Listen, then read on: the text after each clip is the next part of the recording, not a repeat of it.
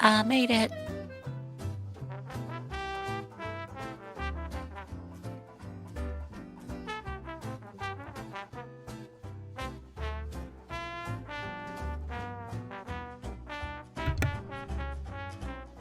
You made it. Hello.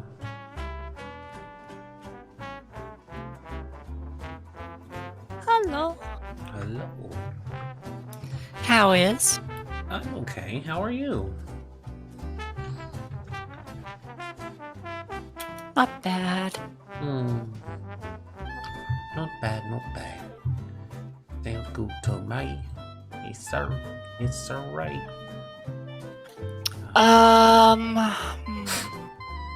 Diddly dum dum. My mom is sending your resume out to some contacts. Sweet. So you'll have more options. We're live, by the way. Oh! Yeah. So just any personal, like, super personal stuff, just be careful. I will remind myself not to speak so casually. That's okay. But, no, good to know. That's not super invasive. I'm not worried about that. Just, you know, any other details, etc., so forth.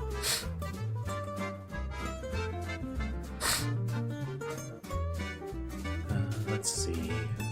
I gotta get the notifications out.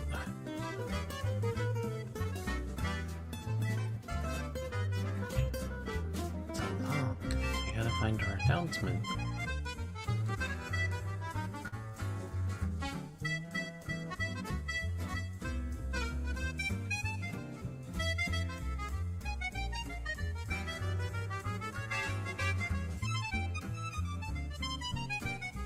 Nope, not that one.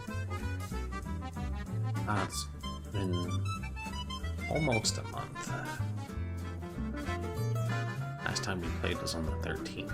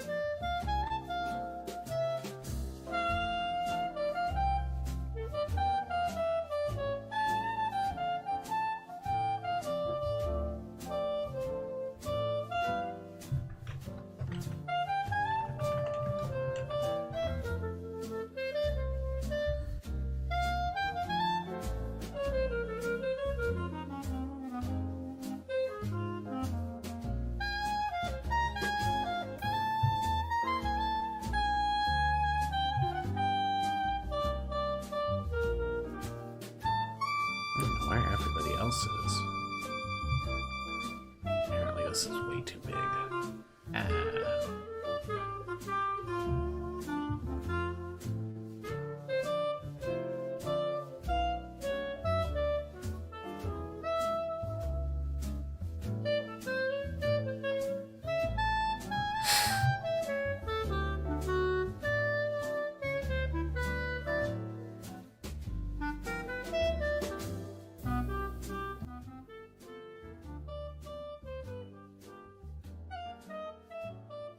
I could leave it up for just a little longer.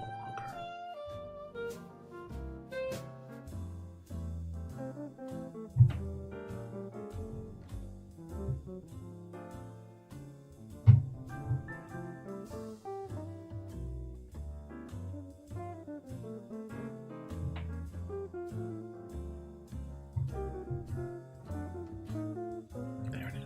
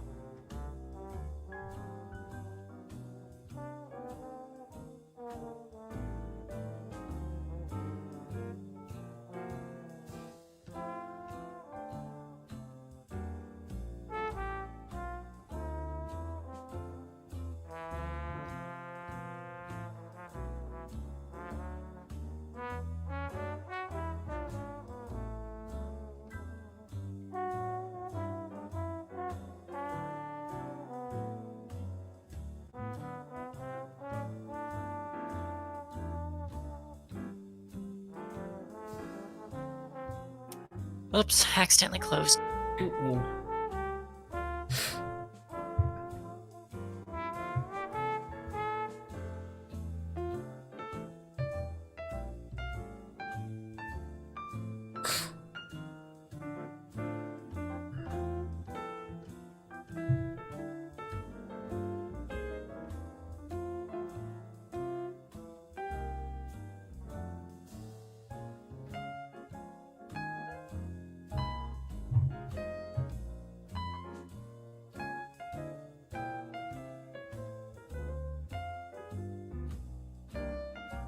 It has been so long. Yeah. Also, we need to change the D&D Beyond overlay. Oh, thank you. That is an easy fix.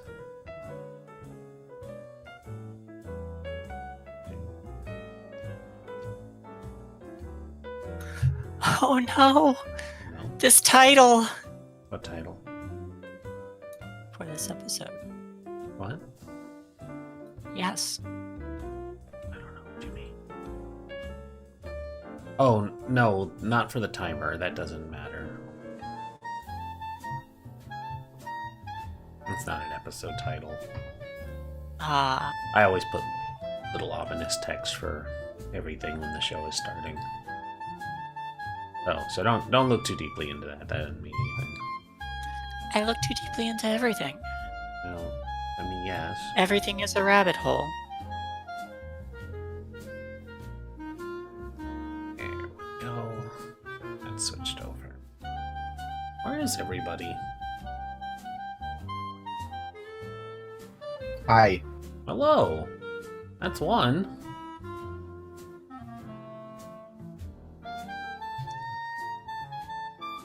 We know Ark is running late, but where's Keavah? Keavah doesn't usually happen until like everyone's. I mean, that's like 10 minutes ago, guys.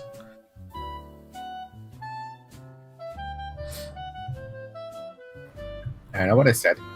I know that, but everybody's running late, so he's gonna purposely also be late. So I don't understand the logic behind this at all.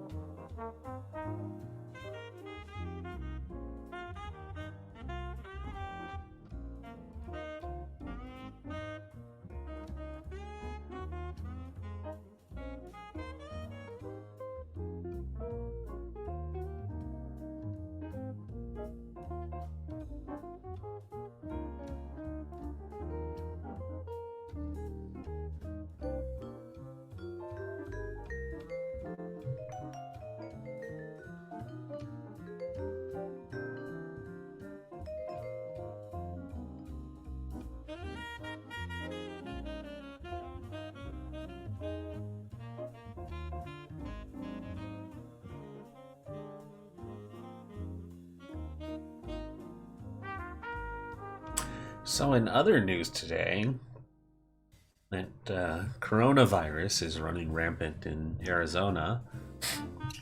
Oh, that's not good. Nope. And you want to know what makes it even better? It's one step away from being airborne. Oh no, no. No, there's worse than that. Basically, you don't know that you've been infected for the incubation period, and it's contagious during the incubation period. So you can be infecting people without even knowing it for a whole 2 weeks. But no, the kicker right now is that work decided they were going to get us masks for it, but they have no idea how long it's going to take to get those masks. So they're ordered, quotation fingers, and will arrive eventually.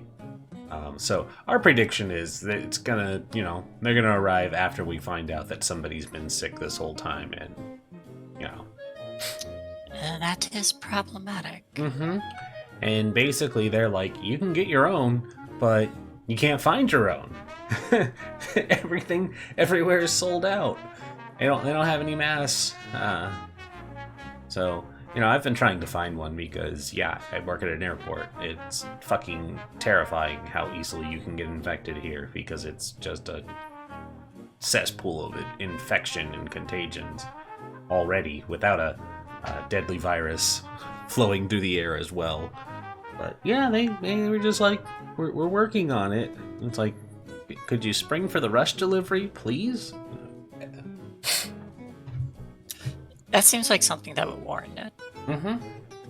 Because basically, federally, they're like, we do want to take care of you. It's just that they're not moving with any speed. And it's terrifying. It's real terrifying that the lack of actual response.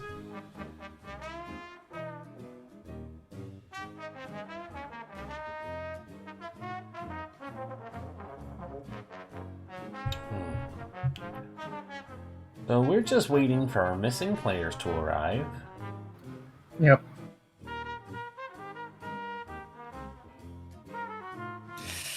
Which is a I shame. wouldn't worry too much. No, I'm not reading too much into it. I know Ark is running late. He's got real life stuff happening. I meant the other thing. Oh, no, the virus one? No, I'm gonna take that very seriously. I don't want to die. What I mean is, right now, currently, the flu epidemic is killing more people in America at the moment. The coronavirus, while being covered a lot more and very deadly in the Wuhan province, can be treated rather easily outside of it. So there haven't been any. There's been like one worldwide casualty besides China. Yeah, that's So, fair. But like, it's more the scariness of the, like, you can be infected for 2 weeks and spreading that infection without knowing. Because it's horrifying. No, I totally get it, and it's like you have a right to be terrified. It's just I'm gonna be honest with you. From what I've heard of it, it's only seriously deadly, like the flu, if you've got some underlying symptoms or immune system problems. So people kind of like me. Yeah, you just stay where you are. Don't go anywhere. Yeah, not going anywhere. Well, besides the hospital tomorrow, but that's, I should be away from those people. I mean, hopefully. Also, I don't think there's been any confirmed reportings in my state. I don't think so. Not yet, anyways.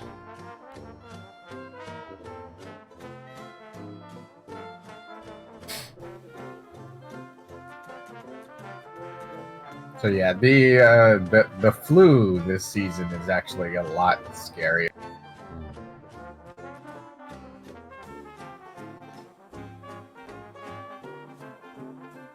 I mean, flu's pretty bad.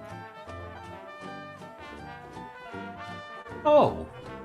Only because, like, I've gotten it last year when I got vaccinated for it. And then after, like a week and a half of pure misery and unable to get out of bed kind of deal, they're just like, oh, yeah, sorry, everyone. We had, the wrong strain. Sorry.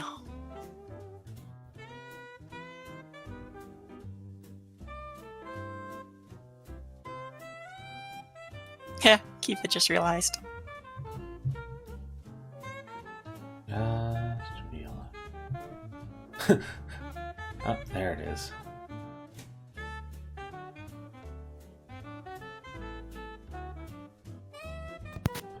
Well, hey there, buddy. Hello. I'm so sorry. That's alright. We're still waiting on Ark. Okay, cool. That's good, because I was going to blame him for not reminding me that we had game. Yeah, I mean, to be fair, I did announce early, but no, it's cool. Don't worry about it. My tablet got in today, so I've just been spending all day setting it up and shit. Oh yeah, And it's all good. Lost track of time. You gotta get your hands on it, Mm-hmm. feel it, and smell it, and She's back to normal and makes me very happy. Mm. But they had to do a factory reset though, so I had to reinstall all my peripheral shit. Yeah, gotta make sure all that's working. But it seems to be good now. Nice.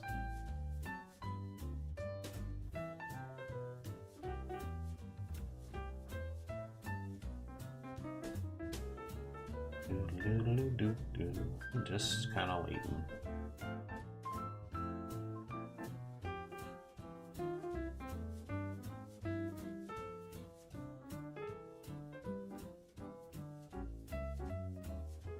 Aw, this sounds like something Shay would say.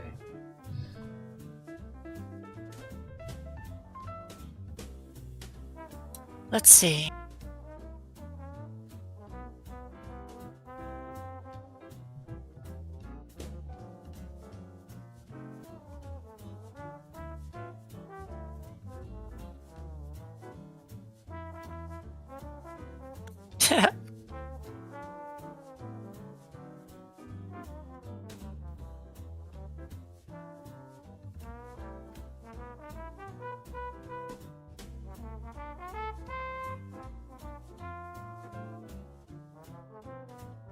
I mean, to be fair, there's a lot of turtles in Mario. Mr. Peanut has been reincarnated. Wow. Them killing Mr. Peanut off in that commercial didn't last very long at all. Cashing in on that Baby Yoda money.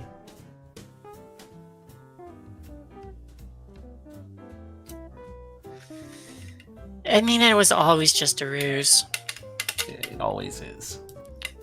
But, Guy faking his death. Terrible. Shame. yeah. Gotta get that Baby Yoda money.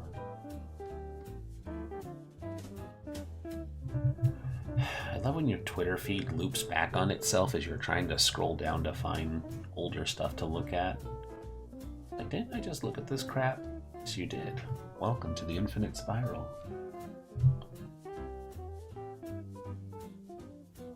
Hey, Keavah. Keavah. I don't think he's here. Might be trying to get his robot voice set up. No, he said be right back, washing hands. If I could read, I would have known he wasn't here. You should learn to read. I should learn to read. I don't know how to read.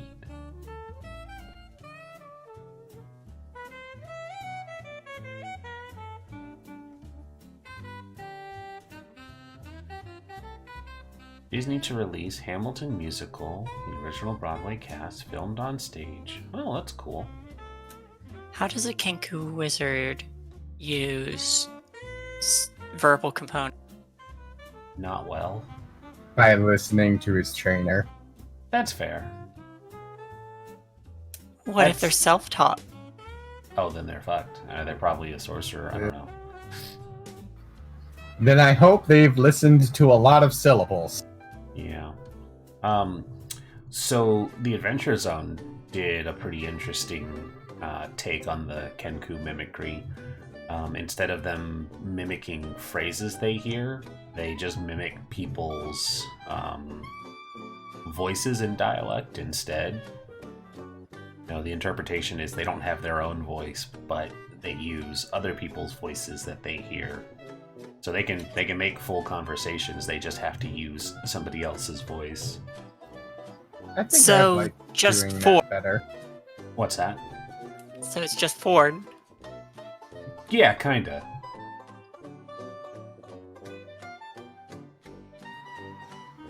I do like that idea a bit better. It would be easier for me to play a Kenku that way. Mm-hmm.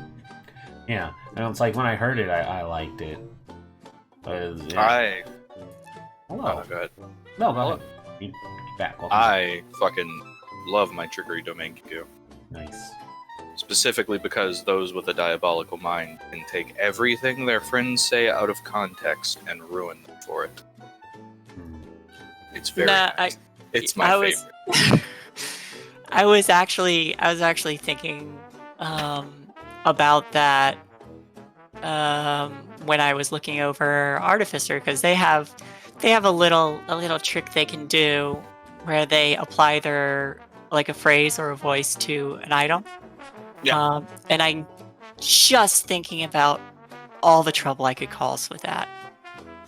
I had one of those on Torvin and never got the chance to use it though. Well, maybe someday we'll go back to that. I would like to. Actually, what? I mean, I thought Salt Marsh was an interesting setting. Like I was pretty interested in it, but I know it's super taxing for Rez. So Mm-hmm. Oh, hey, thing I wanted to tell you, Keavah. Guess what Yes. I did last week? Commit a murder. No. Last week, That's my good. vampire punched not only one, not only two, not only three, but 4 werewolves, and she lived. I mean, that checks out. There's usually at least 4 werewolves. Yeah. Yeah. Yeah. Okay. Yeah. That's good. That's good. That's solid. She immediately got her ass beat, but it's like, but you hit him. She went in there and she got some shots in. I went in fully expecting them to die to save our Malkavian, but instead they just beat her ass and then chucked her and further destroyed her car. Our coterie really likes ruining her car, and it makes me sad. Oh, that's why they do it. Yeah, vampires are monsters. Mm-hmm. She has a nice vintage car, and they keep breaking it. I might be addicted to the high of vampire blood now. That's always rough. All right, my voice might sound weird for a second. I'm gonna Go ahead and Get get my- Robot. my shit all.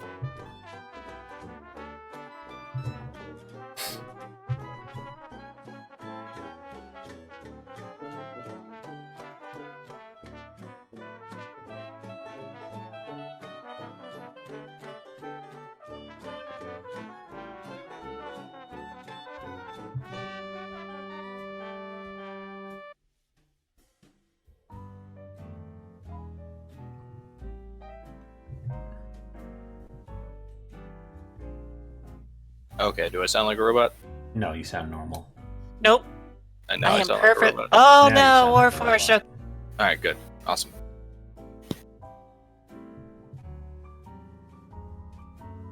Delightful. Yeah, no, I now that my anxiety was lowering because I finally scraped up the money to like send my tablet off. I spent pretty much this from Friday to Sunday, just like deep diving into my Friday campaign.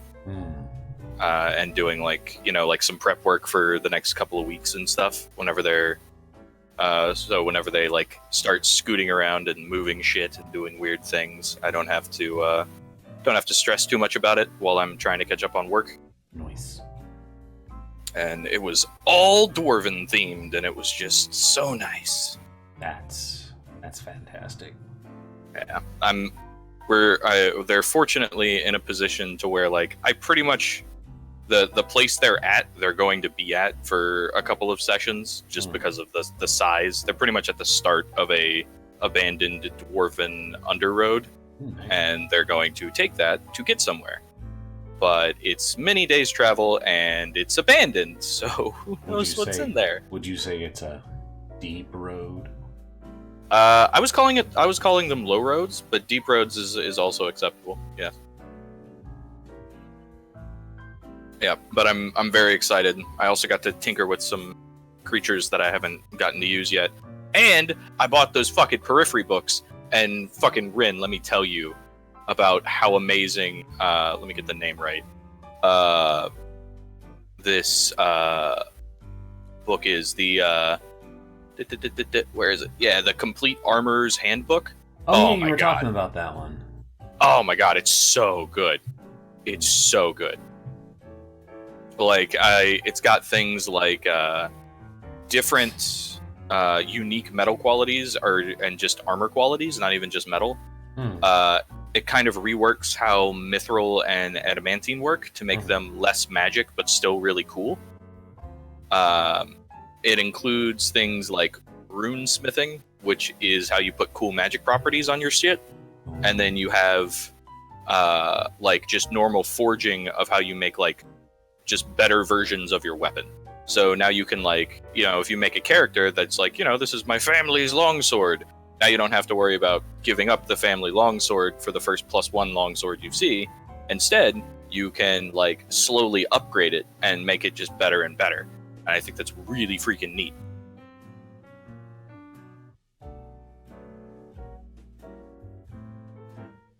I always figured that should be a thing anyway. I like It has the been idea in of past upgrading your editions. equipment with Yeah, it was like really common in like 3.5 and other like side editions and stuff. But 5e, like they kind of simplified a lot of the like equipment mechanics, which is cool.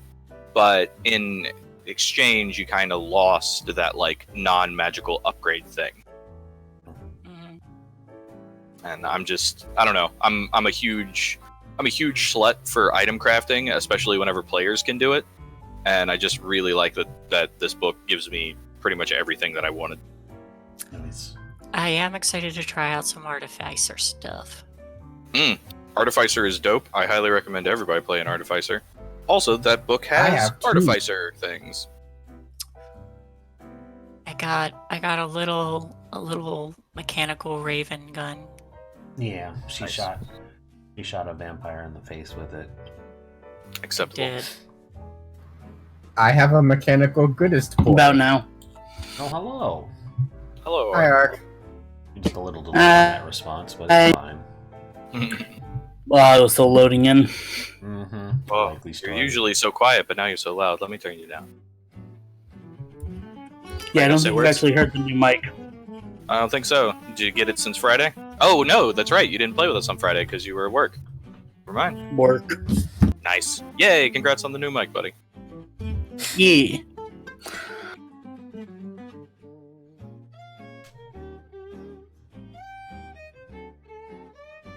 I was just gushing about that equipment book that I picked up. Because it's so good.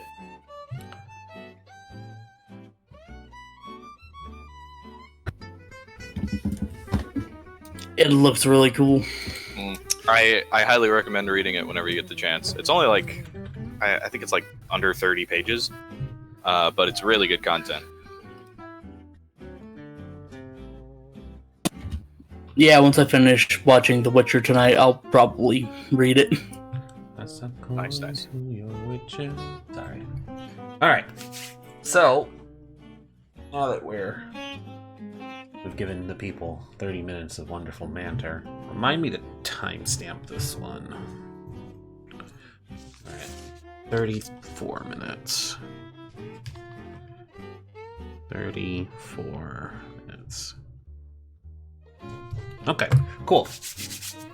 Ark, I hope your dog's doing well. Very sorry to hear, but everybody's back. We haven't played in like a month. Yeah, actually, yeah. Yeah, and so much has happened. That's true. We chatted about it. Ark, anything other than sad doggo news? Anything fun happened to you recently? Sad doggo news is not fun, but anything fun actually happened to you recently?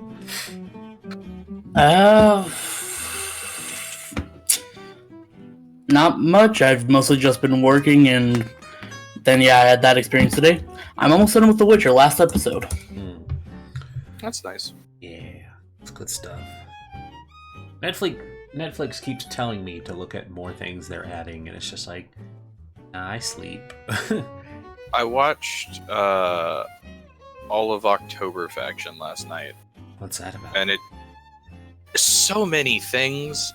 Like, the first episode, I was like, okay, cool, these guys hunt, this like couple hunts like weird spooky zombie monsters. Alright, neat. And then the episode continues, and then the episode ends, and there's magic? And I'm like, oh, okay, this was not explained on the tin. But as it goes on, apparently there's just like a whole secret world of monsters and shit, and they just hunt them all, genocide style. And it's fucking wild. Alright. Yeah, it was actually like very interesting and really mean. I didn't like it. A lot of mean characters in it. But I watched it all, so, you know, Yeah. content. Alright, well. Cool. Well, hey, we have a fancy dinner party to attend. Oh, that's tonight. right. Yeah. So I'll give the best of my memory recap from a month ago. The gang spent time finishing up their investigation, or at least thus far the leg of the investigation, following the disappearance of the soda shop workers, including the abduction of the familiar Melissa at the hands of slime cultists. There was a deep dive inquiry from Cypher to find out information about it, which I do have a good bit of information on hand. I need to remember where I put those notes, because I had those notes prepared like 2 weeks ago.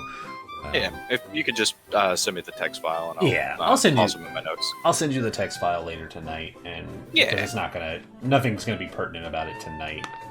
Cool, but I'll make sure you have it. Thank you. Because that can branch into more later on. You did a deep dive for information about strange happenings that connect to the family and where it could lead. Lee spent her morning exploring the palace grounds, where she discovered a magical hedge maze, and she successfully navigated to the center of it and came upon a being of great power, which she promptly released and was given her heart's desire. And I quote, "Peace for my people." Before it disappeared, she went back to her friends to tell her what she found, as well as a number of other people who followed her to investigate what had been seen, and she explained to everybody, much to their surprise and reluctance to believe what was being said. We got to see everybody's nightlife, wind-down activities, including Charles has a child, and basically there was an invitation for a elven dinner party waiting for Lee, who had thought she was the only elf in the entire city, but it turns out that there are other diplomats within the city, and one such diplomat invited her to be a guest of honor at a dinner party. Which is where we pick up today. For the members of the Blue Cloaks, your day was largely uneventful. You reported in to the police HQ, you debriefed on your findings and things that had been going on, done some paperwork around the area, and then met back up at the palace around the time that you would be needed to take care of Lee and any shenanigans she might get up to in the meantime. But that largely consisted of handling matters on the palace grounds while she prepared for the party. You all were expected to be ready in your finest as well in the evening time to attend this dinner, but for now, largely things didn't change much in the way of things. But evening time has come, and Lee, it is time to get out to the car. Did you decide on an outfit to wear? I think. All of them. All of them. Yes, all of them. Would I have gotten access to any elvish clothing, or is it more theirs? Because if it's more theirs, I think the fifth dress is most closely. Well, Elven Princess, who had a run-in with a tailor shop, you tell me how you got your dress acquired in such short notice.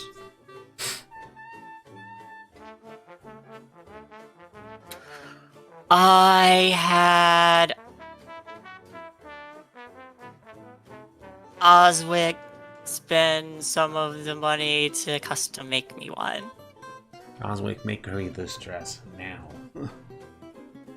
He's carrying all the gold. What gold? We haven't been paid. We have 1,000 gold that we've never used. We have gold? Apparently, Oswick have hasn't none been of keeping this. track of the gold. You guys get paid? Apparently, Oswick hasn't been keeping track of the gold. Okay. Give the money to the robot. Give the money to the robot. Deposit in the ATM. And there's a coin slot. I can't be blamed. We don't play a lot. That's fine.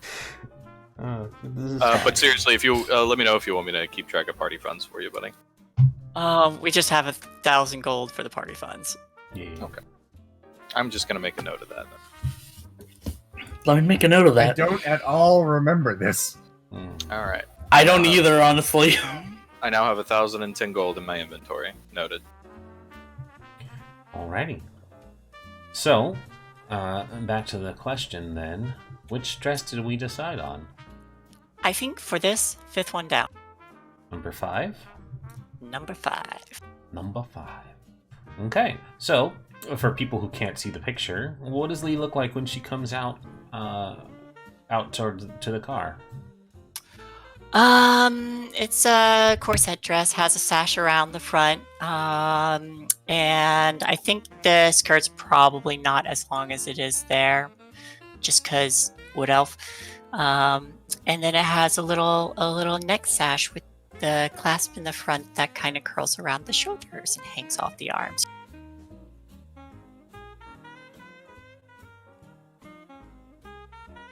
It's probably a little more teal. Great, fantastic. And I imagine the 3 of you are in your parade uniforms. Yeah, I got a fancy coat on, got the little tassels on the shoulders, and a hat. Mm-hmm. That depends, Rin.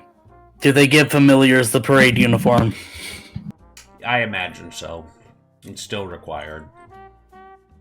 Oh, there's still no shoes or gloves. Yeah. No shoes. Because those are weird. Makes no sense.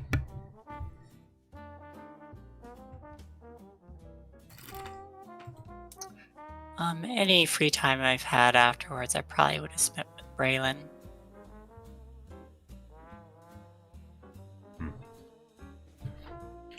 And so, if there's nothing else, you all greet the driver.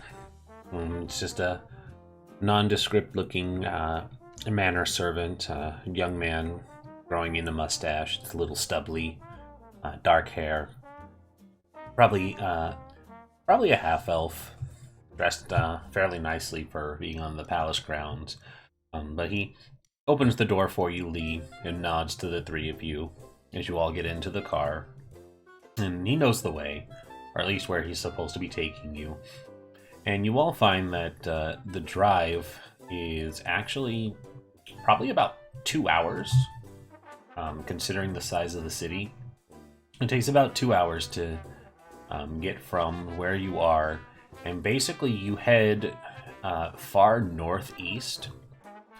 That leads to the edge of the city along the eastern wall.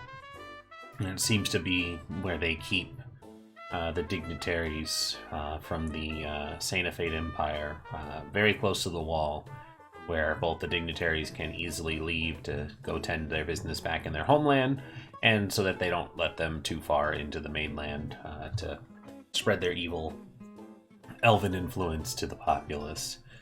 But, yep, checks out. But it is a gated community when you arrive. It's a large maноred ground as well. A pair of gates that look like they might not actually be made of metal. They look like a they don't have the term anymore in 5th edition, but essentially what would be ironwood. So that really tough, durable, natural-looking wood that has that kind of iron hardness. The two gates part,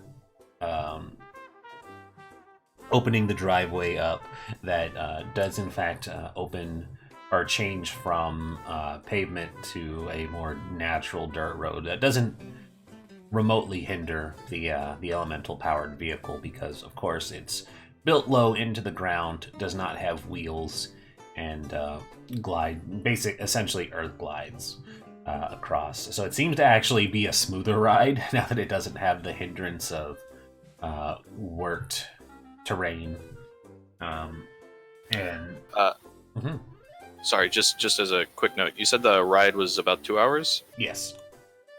During that time, Cypher would have cast Mage Armor on themselves and then used Arcane Recovery. Okay. That's all. Sorry. No, that's good. Good to know. Yeah, I was Wait, use Arcane Recovery. Do we not get a rest before this? Take a nap. Well, I mean, it makes sense. You can get your spell slot back. Yeah, arcane recovery. Mm-hmm. It's a 2-hour car ride. Why wouldn't I Exactly. just sit Oh, there I see what you for mean an now. hour? Yeah. We'll go into low power mode. Yeah. But yeah, so it opens up into a dirt path that passes through essentially what looks like reclaimed terrain. The grounds is very much a garden in of itself. There are large, unnatural, at least to Rallian sense, looking trees. Lee immediately recognizes the exotic nature of these trees as ones belonging to her homeland. They grow in twisted and, or not twisted, but like lithe, limber kind of poses. Basically, the visual I've got, and a better visual for other people, is the difference between the trees in Elwyn Forest versus like Eversong Woods, where the elven trees are all like twisty and windy. Instead of just like straight up growing. All right, because I was thinking Dr. Seuss trees. This makes more sense. That works too, because it's elven land, so they should be very fanciful and exotic looking. So yeah, they could be. Plus, some of the trees are probably from the Feywild. Yeah. So you basically your car gets hit by the Onceler, and we have a boss fight now. I'm the Onceler, and I speak for the trees. Move this car, I'll break your knees. Alright, I'm sorry, I'm done. No, I liked it. Yeah, no, that was good. Lee and the Onceler get into a bard battle because, of course, it's canon. He has that guitar. Sorry, what was that? I said Lee and the Onceler get into a bard battle because it's canon. He has that guitar. Oh yeah, absolutely. She's defeated by the power of his tight pants and his fedora. Right, memes aside. The trip through the garden grounds takes you all the way inside. The gates behind you close, and it feels like you guys have basically departed from the FSR and stepped more into what would be considered Saint of Fate territory if it wasn't for the fact that it was still within the shadow of the Eastern Wall. Closer inside, you see that there's a driveway that kind of does the like half moon circle so that the cars can pull in, unload their passengers, and then immediately pull back out and depart, all within the same kind of fluid motion. But there are a pair of half-elven gentlemen dressed nicely in tuxedos standing beside the estate doors. The estate is a nice three-tiered looking building that is shaped into a rather large looking tree as well. It has that natural look to it, like they built into the tree without harming the tree, in that kind of elven quality. It looks very unnatural, probably to the three of you, but Lee is like, no, it's actually supernatural. We ask the tree permission, and then we use our magic to rip it open, and then we move inside. In fact, it's extra natural. It's extra natural because we get its consent, so it's okay. You talk to trees? No, but really, they probably do get the tree's consent to live inside of it. No, Charles is asking this. You don't? No. You are weird. He goes back to looking out the window. It's okay. It's okay. Bide your time, Charles. She'll be dead soon. You made me spit up my drink.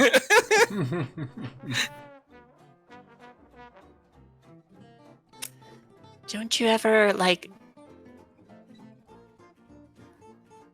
I don't know how you don't live without so many trees around.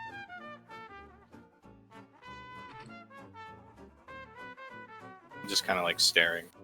Is this one of those cars where there's like a seat on one side and then a seat on the other side? Mm-hmm. Yeah, I'm on the other side. Seated directly across from her. Yeah, Unblinking just eye like contact.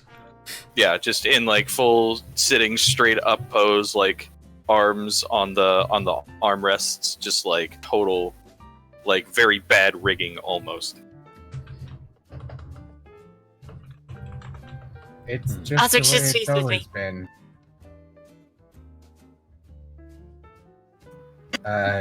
Why? I will ask that you refrain from standing while the vehicle is active. Your safety is our primary concern.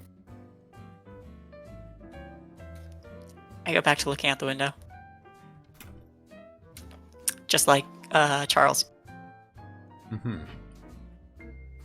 Honestly, I don't know how you live around so much greenery, or insist you do. I'd have hay fever forever. What is hay fever? Is that where you start growing hay out of your hair? No, Is no, it contagious? I don't believe it's contagious. I am allergic to pollen. That's what we call hay fever. You are allergic. Do elves not have allergies? None that I've met. Probably allergic to poison. Are you I allergic to imagine poison? yeah, things. Yeah.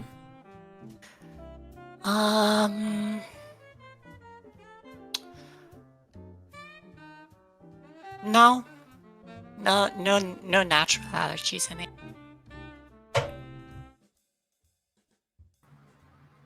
Mm, Iron's pretty gross. What's wrong with iron? Yes, That doesn't answer. exactly.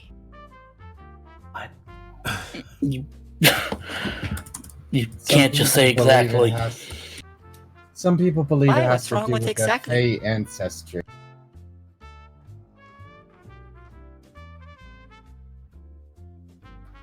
Cataloged Fey have a weakness to cold iron.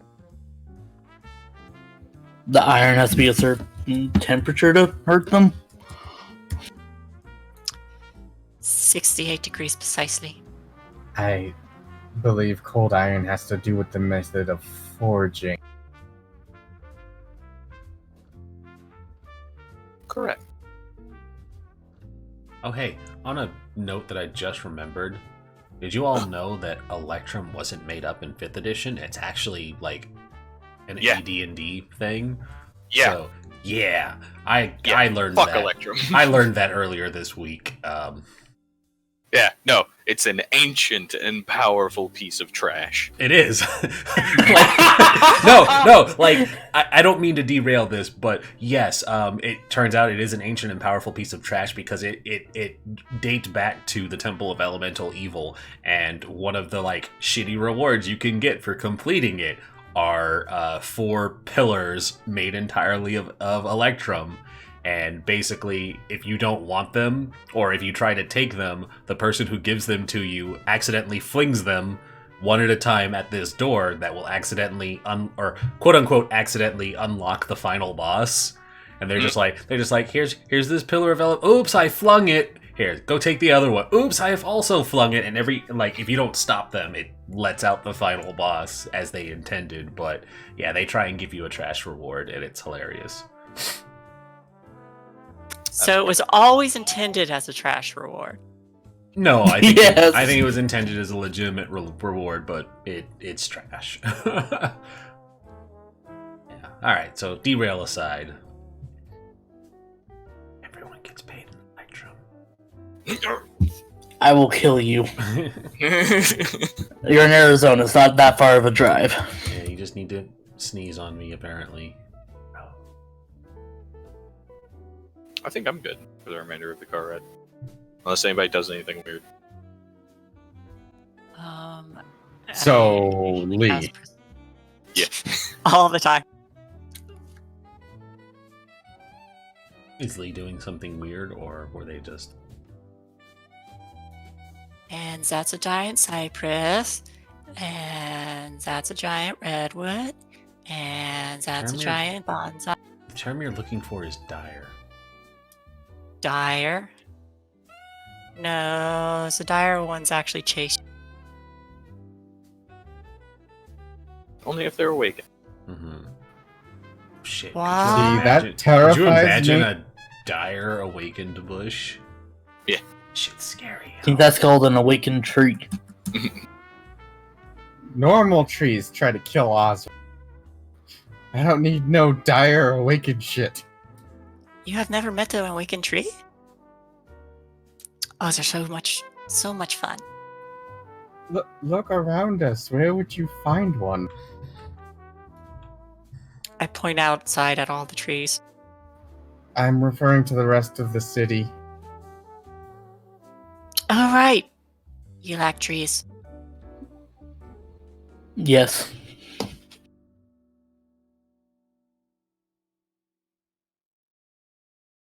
Yes. It's just kind of the way it's always been. How many things are you allergic to? Aren't you allergic I to your think I'd girlfriend? Excuse me? You know. You're like trying to overcome your allergy for her.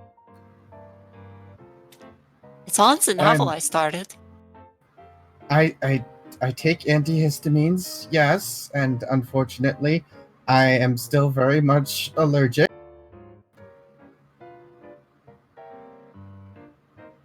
But I would like to keep my number of allergies to myself. Thank you. That's very personal. Elf is going to use them to kill you.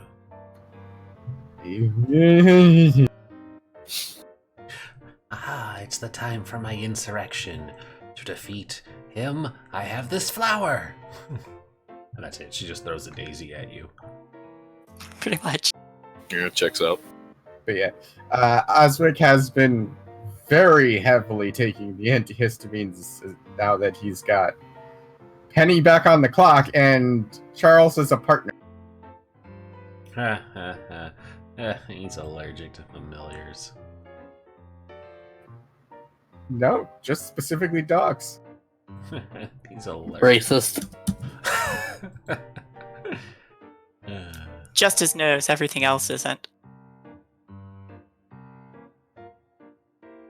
It seems we are approaching our destination. Please, end it. Save me.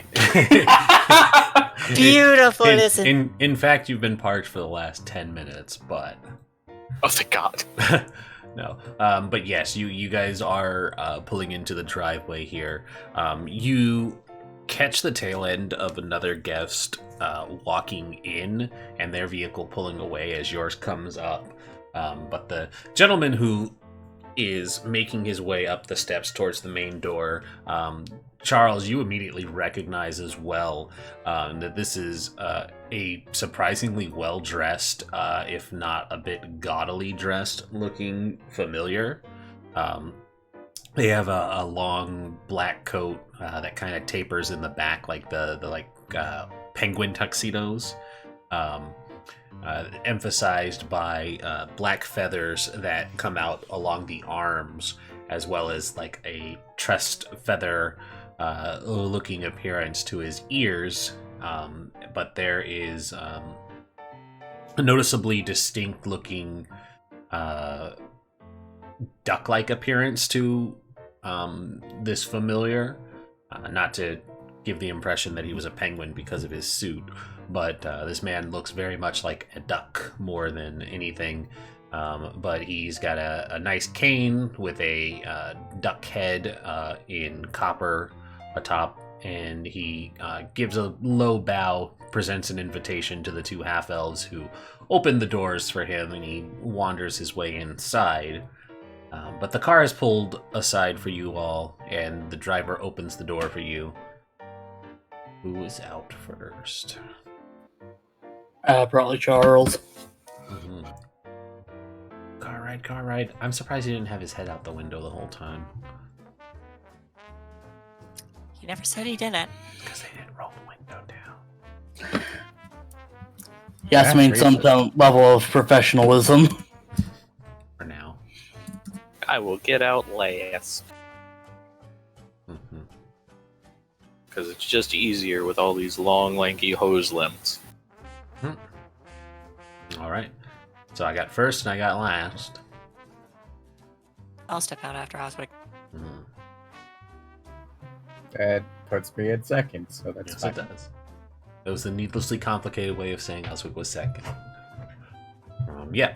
So you all have exited, and as you make your way up the steps towards the manor itself, the two half-elves have closed the door, but they immediately zero in on Lee as she approaches, and in unison they say, "Welcome." Thank you very much. Oh, and I'll produce the invitation. Here you are. Excellent. Lord Greengast is waiting for you. And they open the door and part to the side. I give like a nod of my head. Thank you.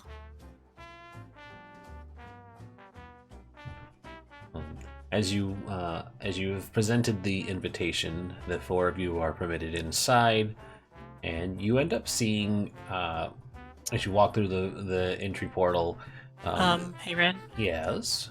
Sorry, didn't mean to interrupt. Is it customary in Elvish society to tip the door people?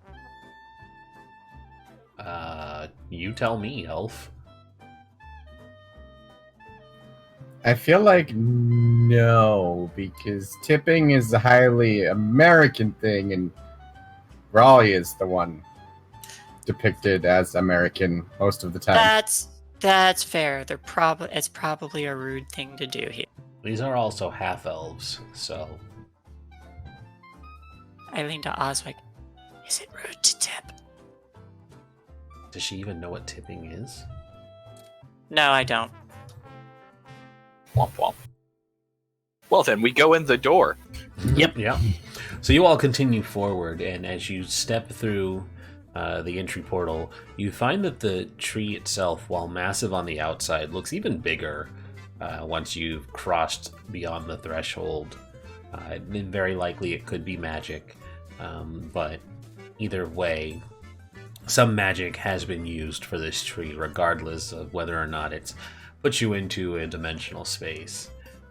The interior is elegantly decorated. There is golds and greens everywhere, accenting the wealth and prestige of this diplomat.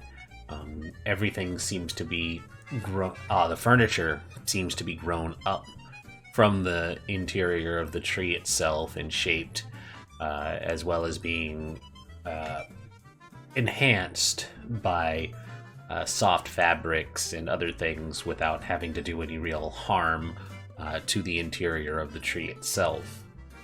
The lights that illuminate the area seem to be magical in nature, no heat or flame being produced, because why would you have open flames in a tree sort of deal? But you see that the main foyer opens up into a wide gallery, and there are several people that seem to be gathered around, kind of making introductions to each other and enjoying wine. And you're seeing that there are all of the servants who are, handing out hors d'oeuvres and wine on trays are all half-elves. There doesn't seem to be a human servant among the bunch, or even familiars. But all of the half-elves are dressed in the same kind of simplified elven attire that looks a little similar to Lee's, but seems to accent that elven Saint of Fate nature to it. Very not Raleian design. But one of them passes by, walks up to Lee, offers her some wine. Oh, thank you. Of course, I will madam. accept a glass. And they hand you the glass, and you see that it's a nice white. It's a little sparkling, but when you go to taste it, it has the familiar taste of elven vineyards.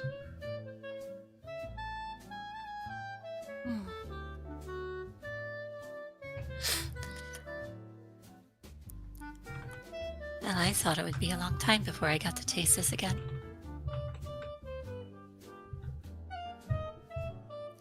And as you know,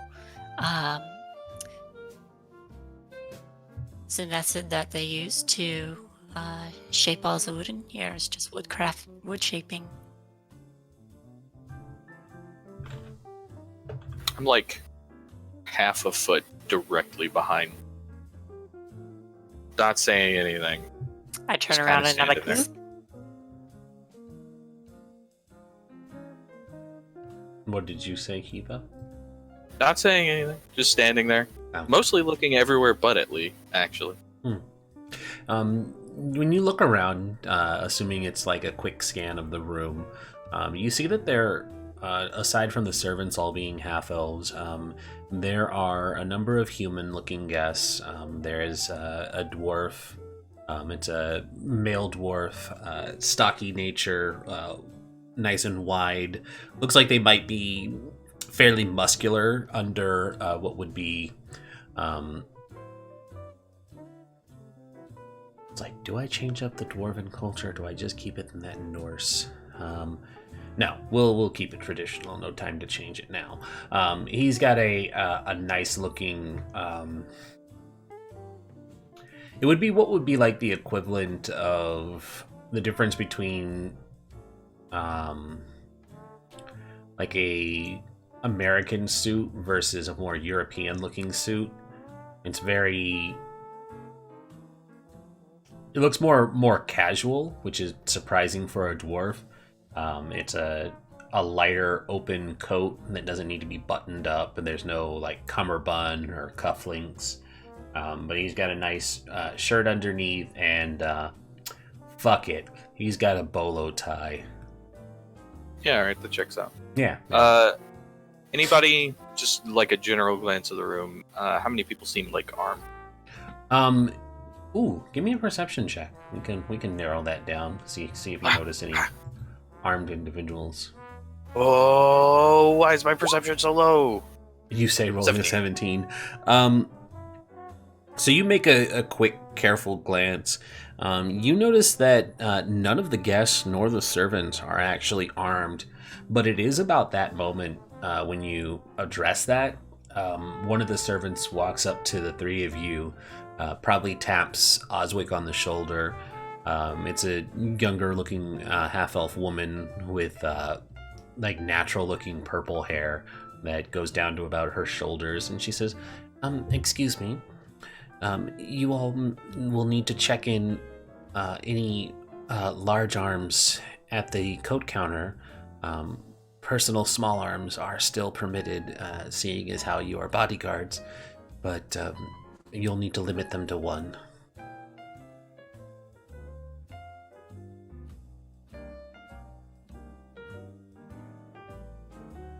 That's on you, Oswick.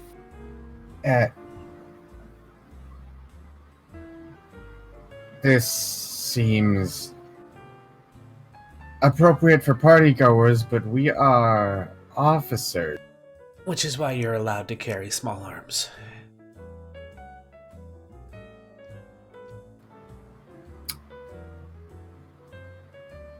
I will see what I can do to satisfy this requirement. Also, your tin can will need to wait outside. No, I'm kidding. I was like, ooh, who said it? Who said it? Yeah. But actually, I'll double that back too. You do notice with your perception check that while the Rallians don't seem to be paying you much mind, you do notice that there is a bit of nervousness to the half-elves, and there are probably... there's probably just, right now, there's only one Sanafate member here, and they are definitely watching you and keeping a distance. One Saint Fate member besides Lee? Besides Lee, yes, who was also watching you and keeping a distance. Yeah, I will keep tabs on that person, just like casually. Not like menacing or anything, just to make sure, he doesn't like sneak up and try and shiv me in my robot kidney. Well, yeah. So that Santa Fate member in particular, since you're watching them, You notice that this is a female elf. They have blue hair that seems to have a like starlight sparkle going on with their hair. They are dressed in what would be like a regal parade armor. Not like your guys' uniforms, because the Santa Fe still very much believe in using traditional armors.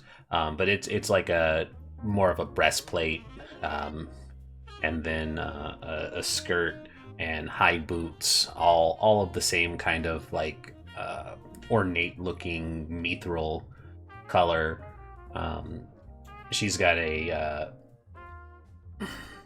cape that goes up over the shoulders and kind of has like a high collar, but doesn't cover the head because she lets her hair down. But you notice that she's not carrying any weapons on her. Okay.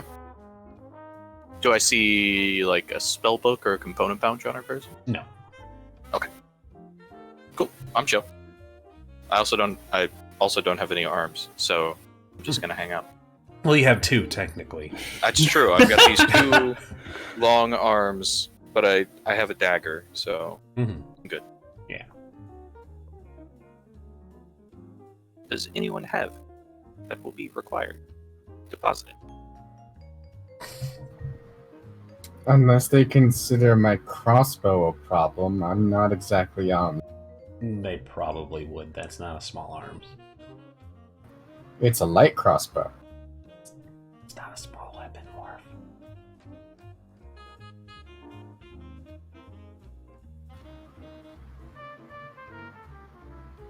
Then Osric's gonna go over there and he's going to hand in the bolt.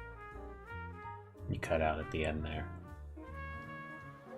I said he's going to go over to wherever the surrendering has to happen, and he's going to hand over his case of bolts. And the crossbow? No. They look at you expectantly as you have this two-handed, almost rifle-looking device hanging from your hip. Oh, light crossbow's one hit. I mean, it can be, but traditionally... No, light crossbow is just two-handed. Oh, that's right. You're Hand right. crossbow I'm thinking is- of the hand crossbow. Yep, Mhm. me dumb. Never mind. It- Ignore me. They probably allow the hand crossbow, actually. Yeah. Ranged weapons, you know. Yeah, but...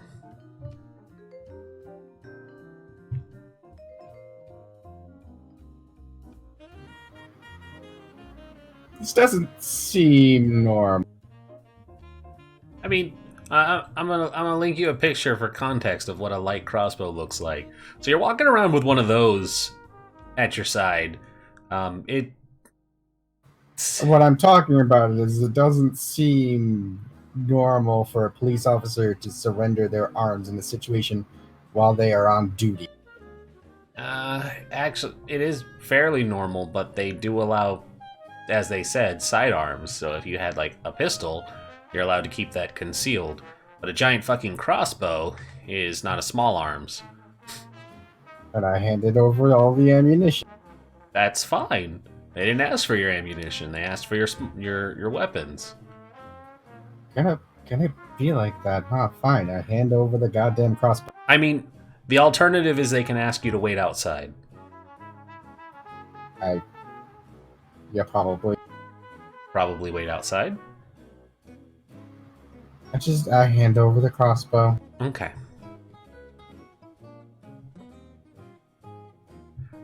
Charles, anything to hand in? If they don't insist, he's not going to hand anything over. Your sword's in a pocket dimension, right?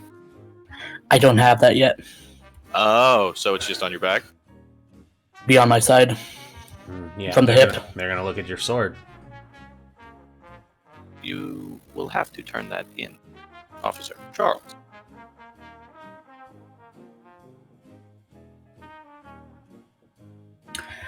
Charles grabs the sword on his hip, by the sheath, not by the handle, and unloops it. And he holds it out very stiffly before just dropping it and walking away. The half-elf counter attendant watches and just kind of like writes out a voucher and looks to Cypher and goes, "He's gonna want this to have that back," and they hold it up with a shaky hand at you. I reach out, take it. Thank you very much. I turn and go back to Lee. What has Lee been doing this whole time while they go get themselves situated?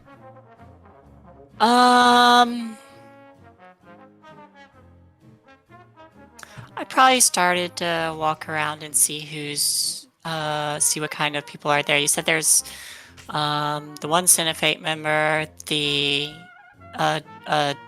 dwarf, and Most notably, there's one additional Saint of Fate member there. There's a dwarf dressed in very relaxed, casual-looking clothes, and a number of different humans, as well as the more extravagantly dressed duck familiar.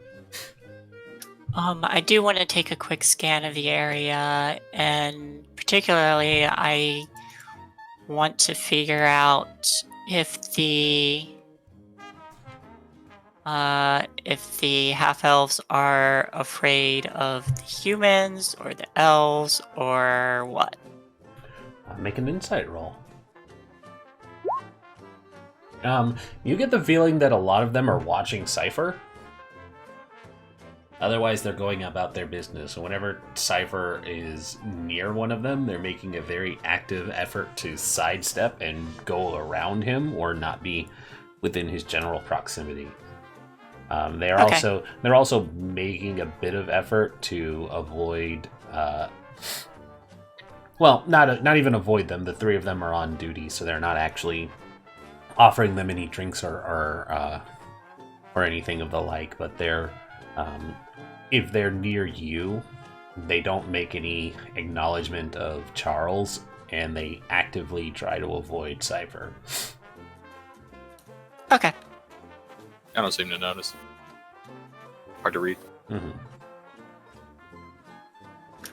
But yeah, I'll go up to where everyone's gathered and start mingling. Mm-hmm.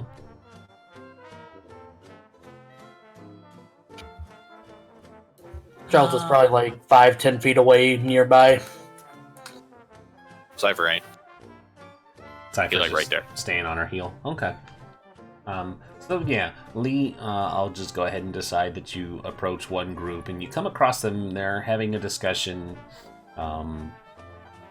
They seem to be talking politics about the area, the way trade deals are going, the recent upset in stocks for the distribution of Electrum through the southern provinces, etc., so forth.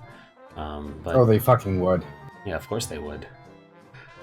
Electrum is strong in value, and people seem to keep shitting on it, so it's making the economy tank. But yeah, so they're just kind of having this conversation, and you walk up, and it's probably two humans and the nicely dressed dwarf, but they all kind of like lower their tones and then turn and look at you. Good evening. They all kind of nod. It's a polite nod, not one of those rude ones, just kind of like the yes and.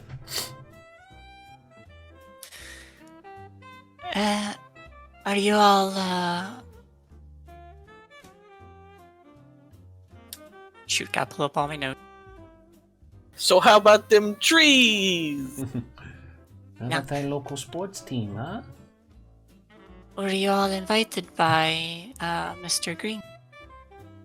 The dwarf kind of snorts and he says, "Nay, we just like hanging around the elf's planner for the shits of it."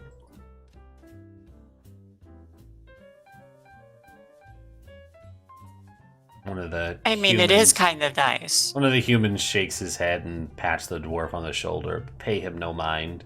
He's taking the piss out of it.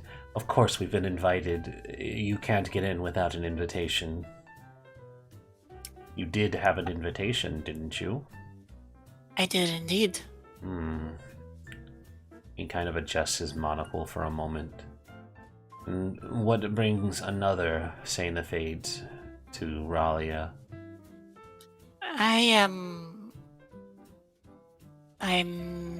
the princess consort.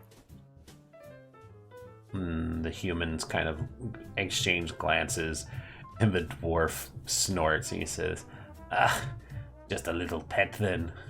No wonder you're here, putting on airs." Just kind of like stare at him for a moment. I imagine I can get a good number of people to approve of me. No doubt. Well, you dressed like that, I could approve of you after a while too. Is that so? Well, I usually approved of your people from about 500 kilometers away with heavy cannon fire.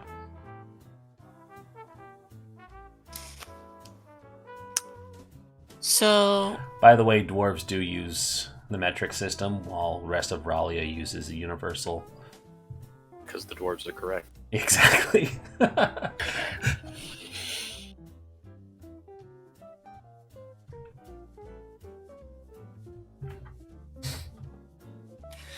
so you are a veteran then? You could say that. Also, I'm gonna correct myself because apparently 500 kilometers is really fucking far. It was really far, yeah. Like 50 kilometers. No, that's still really far. Jesus Christ. Kilometers are bigger than a mile, I believe. I know that artillery has an insane range too. So let's say 5 kilometers. That's 3 miles. That's not too bad for cannon fire. Not cannon, artillery.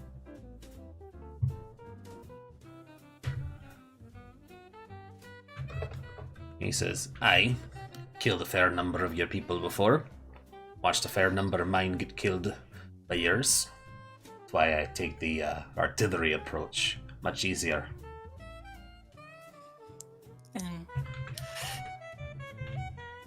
Hopefully you won't have to resort to anything like that again. You'd hope not.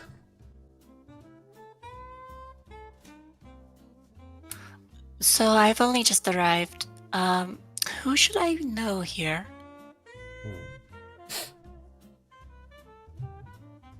Well, since you're avoiding the introductions, allow me to introduce myself. I'm Angus McFarraway.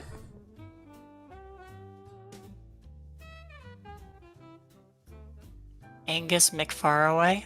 McFarraway.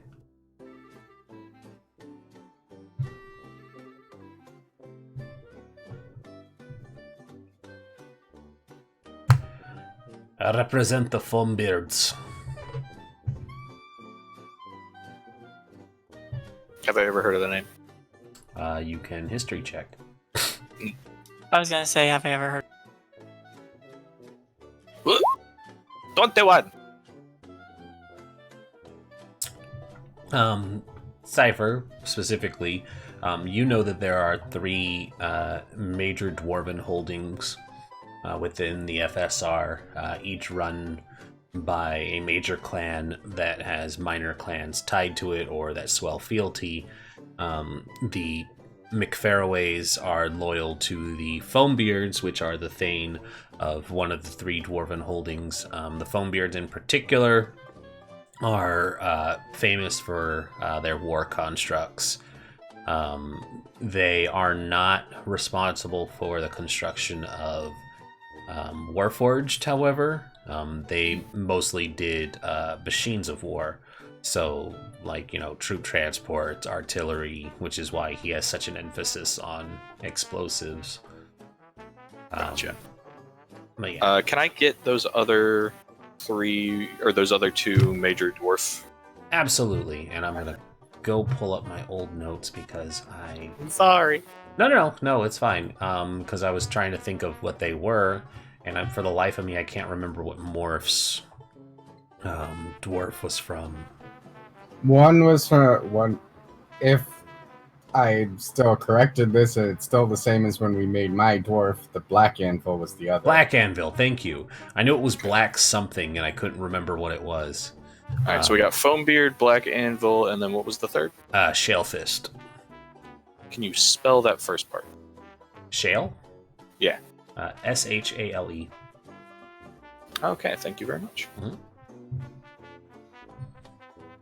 Yeah, so the three clans are Foambeard, Shalefist, and Black Anvil. The Black Anvils are, you would know, are the ones that did create the Warforge, and you actually have somewhere on your person a stamp of the, or not a stamp, but like a forge mark of it, of them. It doesn't have to be. It doesn't have to be big or anything, but yeah, it's that craftsman brand or indent. Yeah, it's the thing that every Warforged has to have. Mm-hmm. But yeah, so you have the mark of the Black Anvil on your person somewhere. Cool. A pleasure to meet you. I'm Azali Shalom Elfe Ethelinda, Autumn Princess of the Cenefate Empire. I didn't know we had the princess in our midst. Seems you're in better company than Gringast himself. That's good.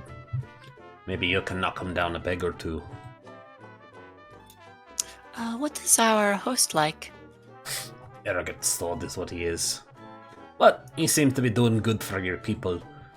Putting on airs, hosting fancy dinner parties to promote how good your people are and why we shouldn't just be fragging you into the ground.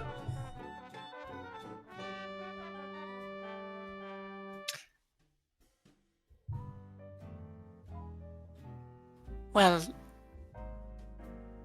you mentioned before many people on both sides were lost. I don't imagine that's anything anyone wants to continue.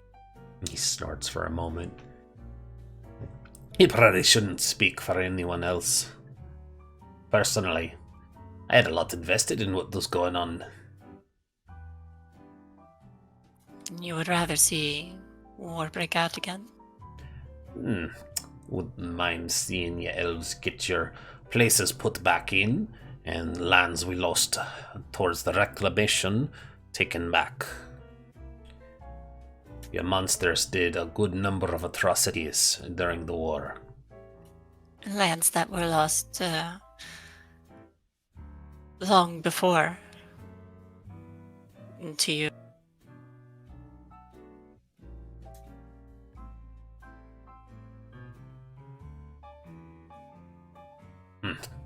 Well, such is the way of war then, ain't it?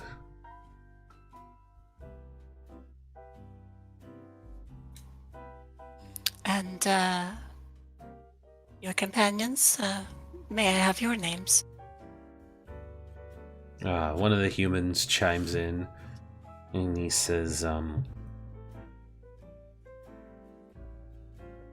Bradshaw. I'm Alabaster Bradshaw.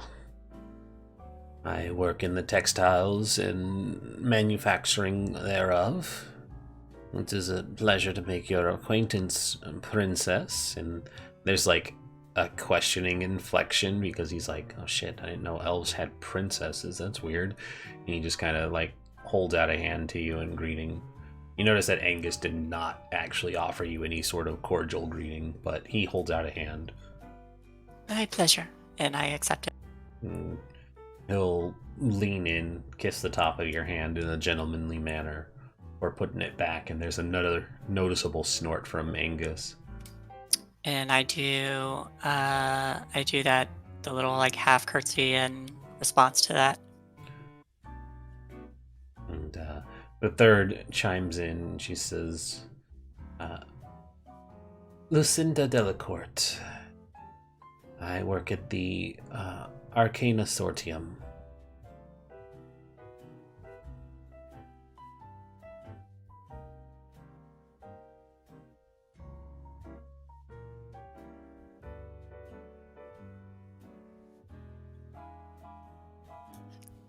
Sorry, typing. Where have I heard Delacourt before? A pleasure to meet you as well. It would seem so.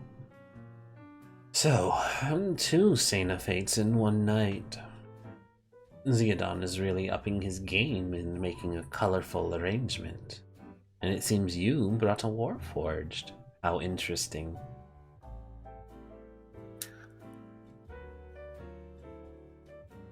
There's kind of like a moment where I like misstep a minute, like I almost forgot he was there.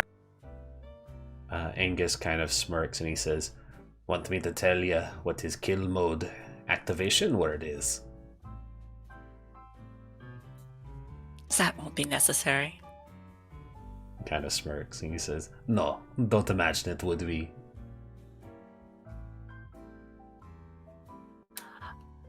Cypher, do you react at all at hearing that the dwarf might know you're... No, I do not. Alright, I'm just chill, man. just chill. Just a big old scarecrow just hanging out.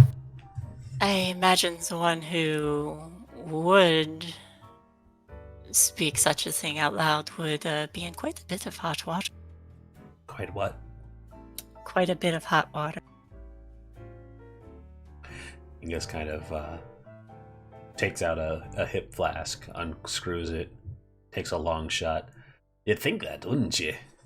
But you got to remember that you're in the FSR, not in Cenefate lands no more. Wouldn't be hard to excuse away something that might happen to a princess far from home.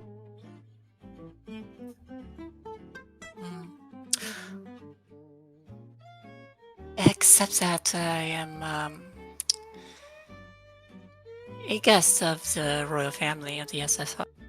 I believe the word you said was consort. So a very special guest. If you call keeping a bedworm special.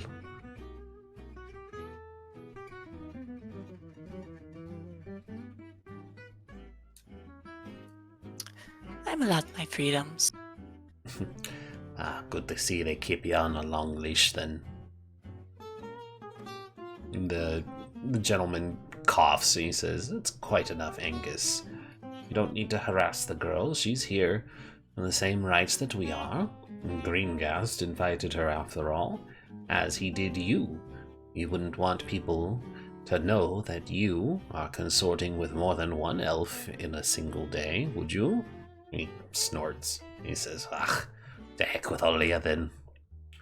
He kind of takes another shot from his flask and wanders off. He says, "I'm gonna find some food." He just shimmies off in a direction to go harass some new person. Alabaster and the woman turn and just says, "Sorry about that. He can be quite a handful." Oh, that's alright. I suppose I will need to get some practice here. I'm versed enough in my own courts, but Quite a lot of this unprepared is for new. handling dwarven diplomats, aren't you? You could say that. Well, I believe you held your own quite well, and you didn't let him ruffle your feathers. He'll probably take note of that and come to admire you as much as he does Greengast. If he sees you react, he'll consider you weak, but you're taking the punches in stride. That's good. I appreciate the compliment. So what do you know about Greengast? I didn't even know there was another diplomat of the Cenefate over here. Greengast is from an order of druids that work within your people's inner circles. He's here on behalf of the recovery effort that happens in the demilitarized zone. There are a good number of your people that feel responsible for what happened during the war and are making efforts to try and restore the land. I see. I gotta look past the glamour. it didn't look pretty. Very. Not many people are aware of the glamour.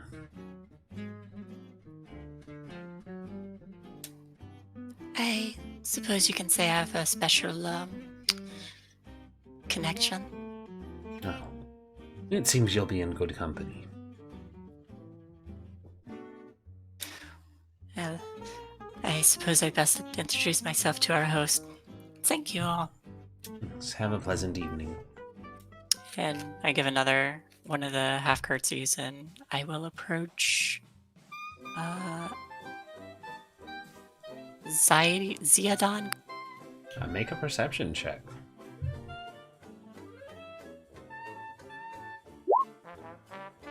You notice that the host has not been introduced yet, nor have they been present for this little four-year gathering.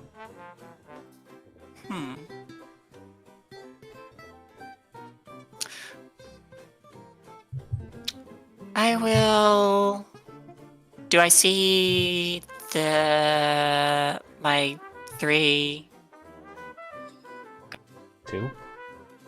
Two? guards? Where's the third one? I'm Right literally behind right you. behind you. Ah! He's been behind you the entire time. He I hasn't can't left find his him. side. The cops Yeah. are up against the wall, kind of just chilling. Are the two of you doing anything? No. This isn't a gathering for us, no. We're on duty, so we're Can't get sticking. no booty. We're sticking a few feet away from Lee and just keeping an eye out. They could be really bad at their job, Keavah, and actually going to get some booty. Because how many people does it really take to keep an eye on Lee? At least 20. I mean, none if we could just axe her. No, sorry. That was the Warforged in me. the, Not sure war, we should. the dwarf walks by and whispers the kill command into your ear. It's just fucking Spider-Man Homecoming. Yep. Kill mode engaged. No. Yep. All right. So the two of you are just kind of keeping watch then. Yes. Charles, give me a perception check. Oh boy. Fantastic. Too many new smells. Too many new smells. Can't Yep. identify them all. They're He's just like propped up right next to the kitchen. yeah. Well, yeah. Just staring at the food. You probably are too busy in your own head thinking that you didn't notice that the duck familiar had wandered up and is currently he gives you like a rasp on the forehead with the duck bill of his cane. He just tap tap tap. I said hello. You there, boy? Sorry. Yes.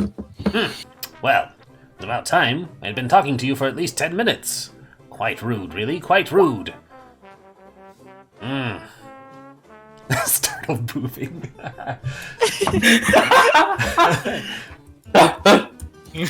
No. Yeah, he just has that like bulldog drool off the side of his mouth. It's just a glob. He says, quite rude, quite rude. You should be paying attention to your betters when they are speaking. Apologies. Good. At least you know your formalities. Say, what are Blue Cloaks doing here? Sorry, what was that? What are Blue Cloaks doing here? No, out of character. I didn't hear you. He said, quite good of you to remember your formalities, and then he asked, what are Blue Cloaks doing here?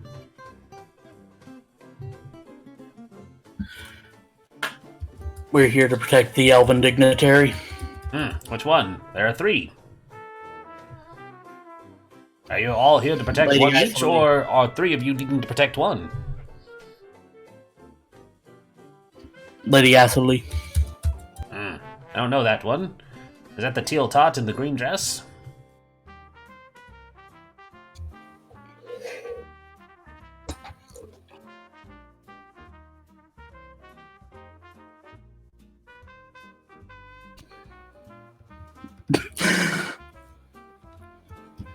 Yes, that would be her.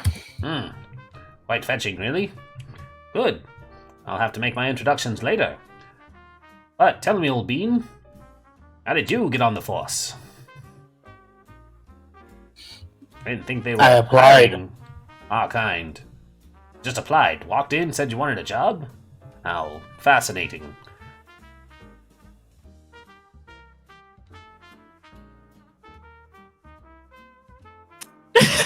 I've been looking for more reliable work for a while.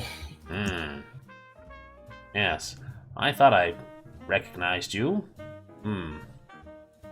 Well, no matter. It's good to make your acquaintance once more, old friend. Charles. They called me Osmodeus Mallard. Can I get that typed up, please? No. Yes. I don't know how to spell Osmodeus. There you go. I just put it in chat for you.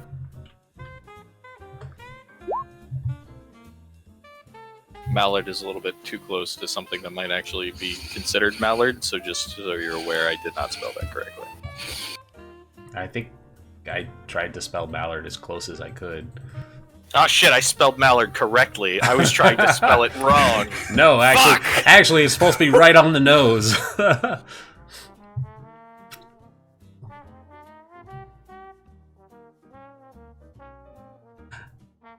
Yes, a pleasure.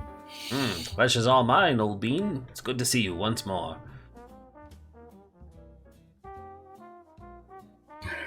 I feel like this is an obvious question, but DM, I don't recognize him, do I? Give me a history check.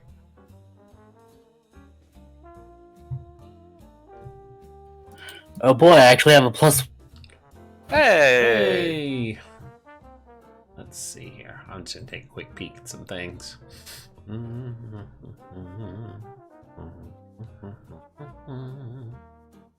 Oh boy, glancing over the backstory. What? No.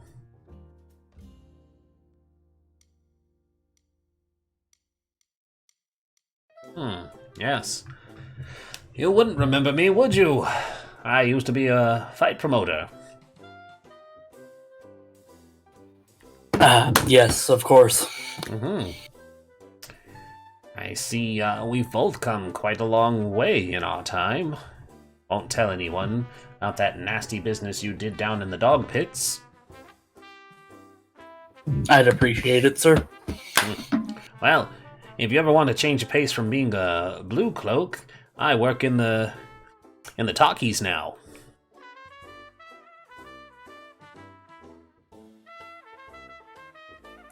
No offense, but acting isn't my style. Well, you put on quite a show. It's not much more different, just less actual killing and more fake killing.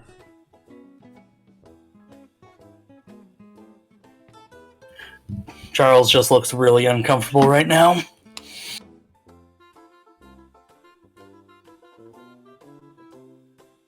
Well, no matter, old bean.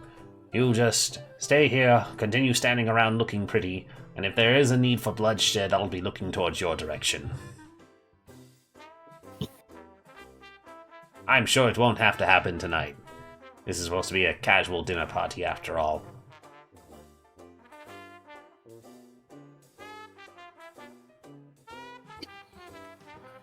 Casual dinner in the finest clothing. That's right.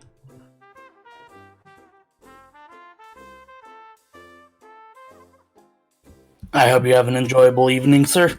I hope you have a good time as well.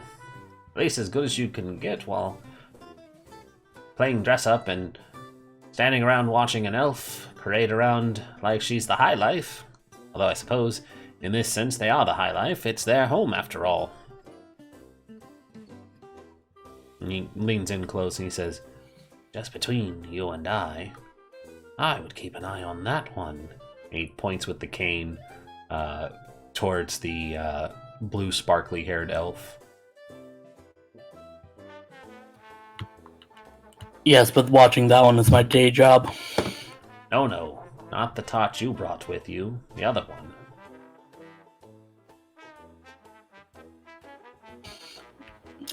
Charles said watching the other one is my day job. Oh, I didn't hear the other one. Sorry. No, it's fine. He says, well, I don't imagine that one will get up into much trouble. She looks quite tame. You'd be surprised. Well, maybe I'll fix to find out myself. And he does that thing where he, like, licks his fingers and smooths out his eyebrows. Capital idea. Good suggestion. Put in a good word for me, will you? He taps you on the shoulder with his cane. I have to go find a man about a drink. He's gone. Meanwhile, Oswick has been standing there the entire time, like he didn't exist during that conversation between two familiars. Charles' tail is kind of like, not between his legs, but like down and against his legs. If he had a tail, it would be there. He does have a tail. So, you know. Yeah, it's a literal tail.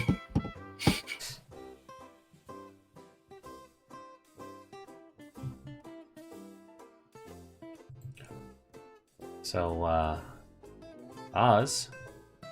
Yes. No reaction to that conversation that was happening? He was being very professional and letting them have their conversation and not paying attention. He wasn't engaged. Very well. It's just T-posing in the corner. Just T-posing in the corner, yeah. I am on duty. No, that's fine. Alright, we'll dial back to Lee then. I'm gonna approach the other elf in the room. Two elves walk into a room. Yep. So she'd been kind of off to the side. As real quick, just like as you start like making a path, an obvious path towards this other elf, you do hear like a slight, very faint whirling. That's it. Just like a soft. My ear twitches and I stumble a bit.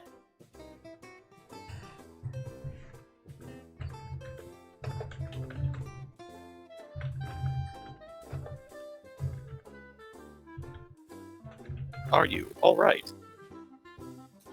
I'm fine. Acknowledged. I would admit I'm a little unnerved by you. That is to be expected.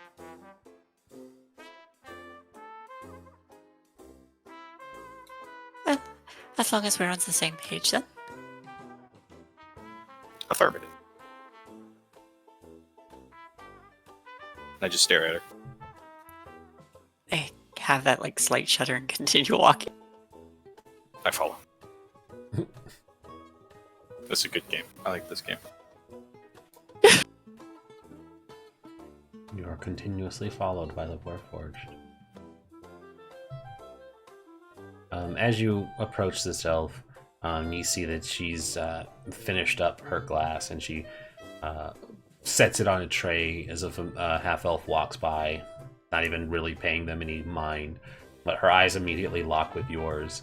And you see that she has some very, like, bright blue and almost glowing sort of eyes.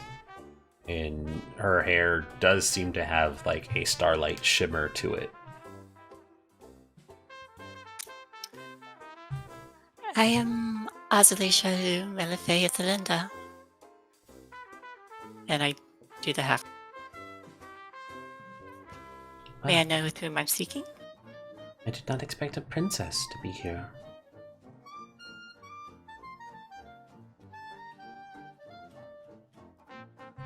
Of course, introductions, right. Sometimes I forget that there are formalities when humans are around. And she gives a respectful bow in the elven fashion. He says, I called, and I'm going to find an elven name. 1 second. I don't want to use the name that I had written before. I want a new name.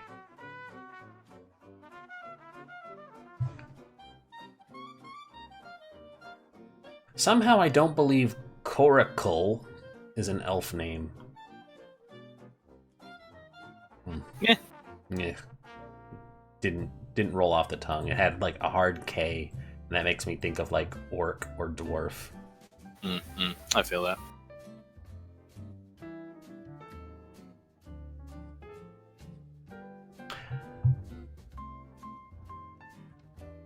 I am the Freya.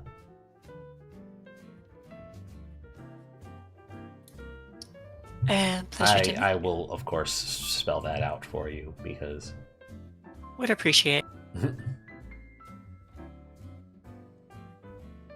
I am a Knight of the Green, Inquisitor, and proud to make your acquaintance.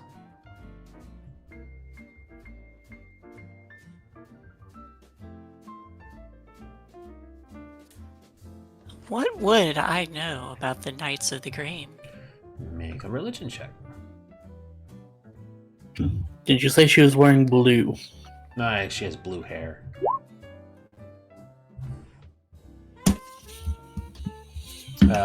You would know that Knights of the Green are an elite order within the Saint Fate Empire. It was believed that they were guardians of the last known green dragon that existed within the continent, but it had been slain during the earlier years of the War of Reclamation, and so they took it upon themselves to carry on its traditions and watch over its final resting place, which coincidentally is pretty much not in like the epicenter, but it is lost currently somewhere within the demilitarized zone.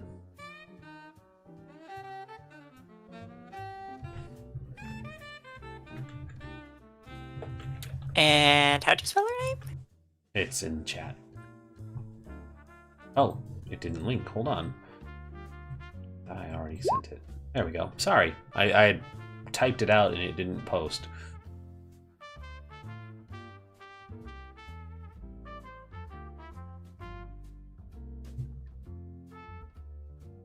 So it is Cirthe Freya. No. Sir is a human moniker.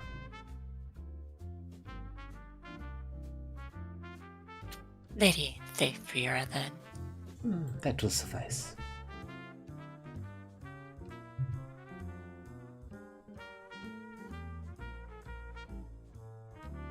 I am here as nothing more than a dignitary of a good friend. I am not here to serve as a knight unless called upon by a member of the Sin of Fate. You have no need of me, do you? Well, not at the moment, but the Knights of the Green were some of my favorite stories I would listen to and read. The night is still young. Perhaps you will have need of me later. Perhaps.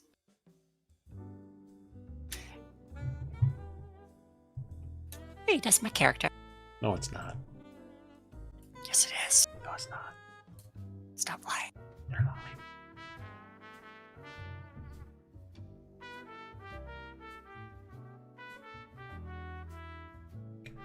Well, have you found Gringast yet? I have not seen him, have you? No. He usually is known to make an entrance, though. Well, then I suppose it's not too strange. Not as strange as having a Warforged at your back. Oh, right. I keep trying to forget they're right behind me. She kind of locks eyes with you, Cypher. No noticeable change. Target mode engaged. And she switches. She switches to Elven. If you are in distress, you need only say so, and I will dispatch of it. In Elvish, they're there to ensure my livelihood. It's such as my position as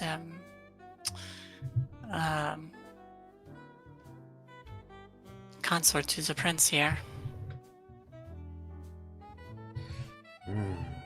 I did hear about that. Tell me, is it as unbearable to walk amongst them as our queen suspected? She laments at having to give you away. Unbearable would not be the word I would take. They don't seem to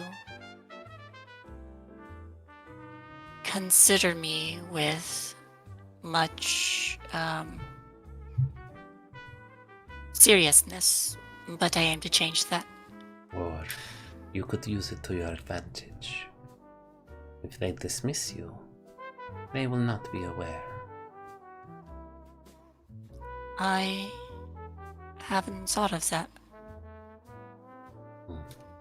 They're,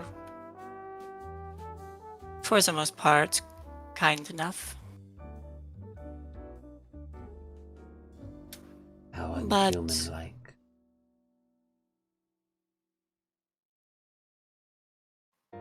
But I feel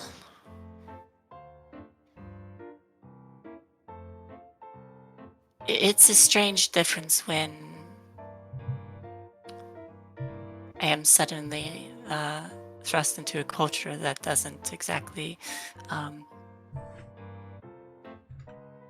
respect me enough.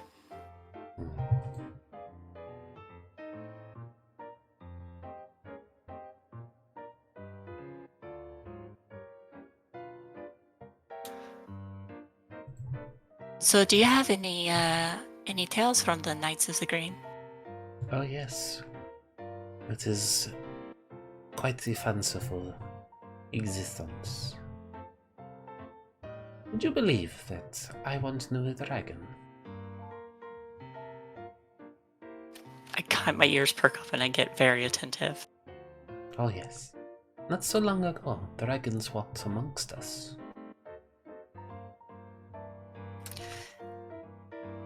I've seen motifs of the dragons around the palace, That but is I've not never seen one surprising. before. The humans are dragon killers and dragon consumers. No doubt the royal family had first dibs of eating the dragon hearts. That sounds awful. Well, when one abuses power as humans do, you must do everything you can to make sure you maintain it. Protein.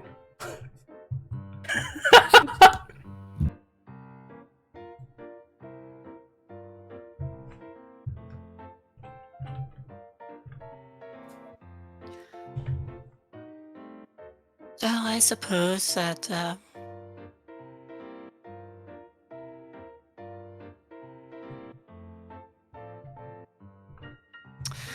consumption of one's enemies, I tilt my head at, has been a long-running primordial feature of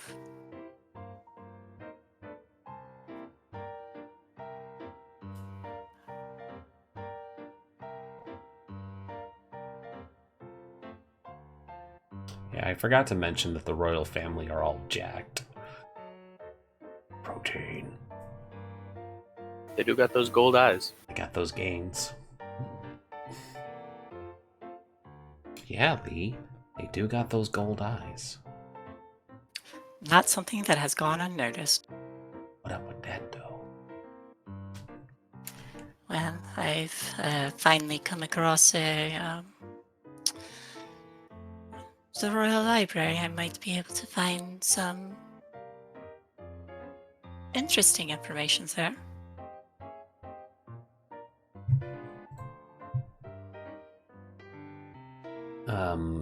Cypher, you're still just kind of standing and watching silently. Oh yeah. You're still talking in Elvish, right? Yeah. Oh yeah, I'm just standing. Yeah, I'm aware. Just making sure you hadn't moved yet. Yep. Um, Yep. Now is when you get shivved.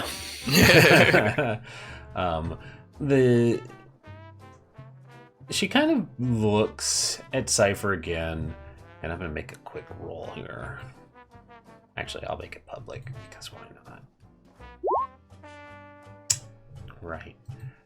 She kind of like keeps her eyes on Cypher for a moment, and then My expressionless, unblinking for like fucking metal plate of a face.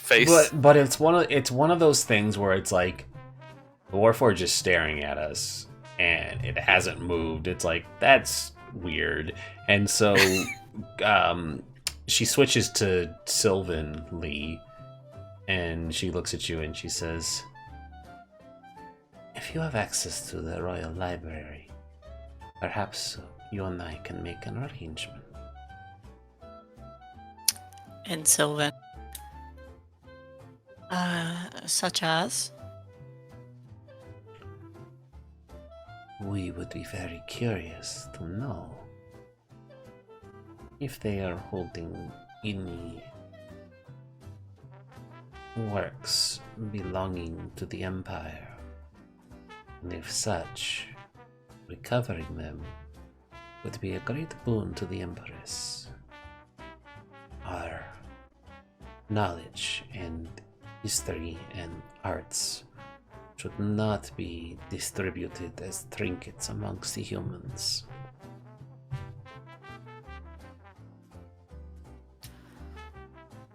I take out my notepad and begin to start writing. I knew that was coming.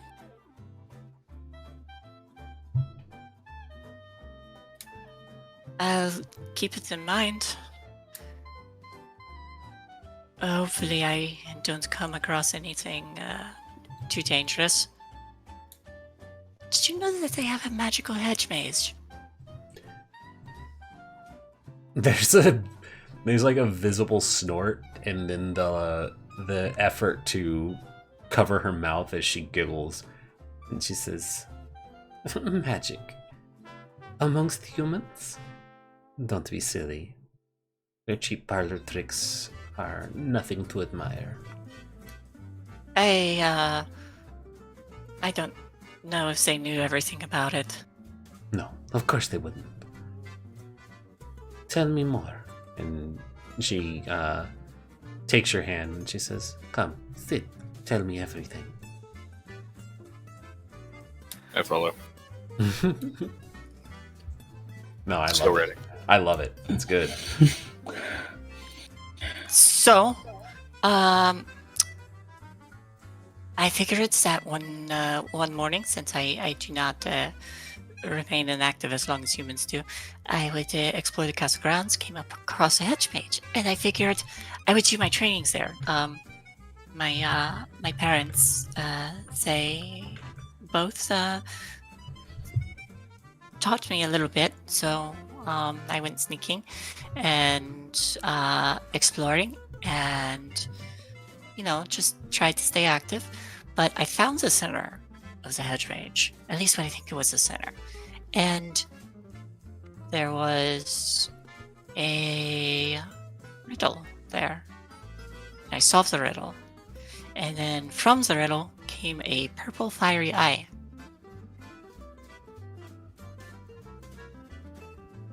She kind of is just taking it all in. I flip the page. Continue writing. And I had no idea what to make of it. I kind of thought Faye first, but then it said, it asked me, it said, it thanked me for releasing it, which I didn't know was trapped in there in the first place. And so it asked me to give it a name, and I named it Sorvi. And yes.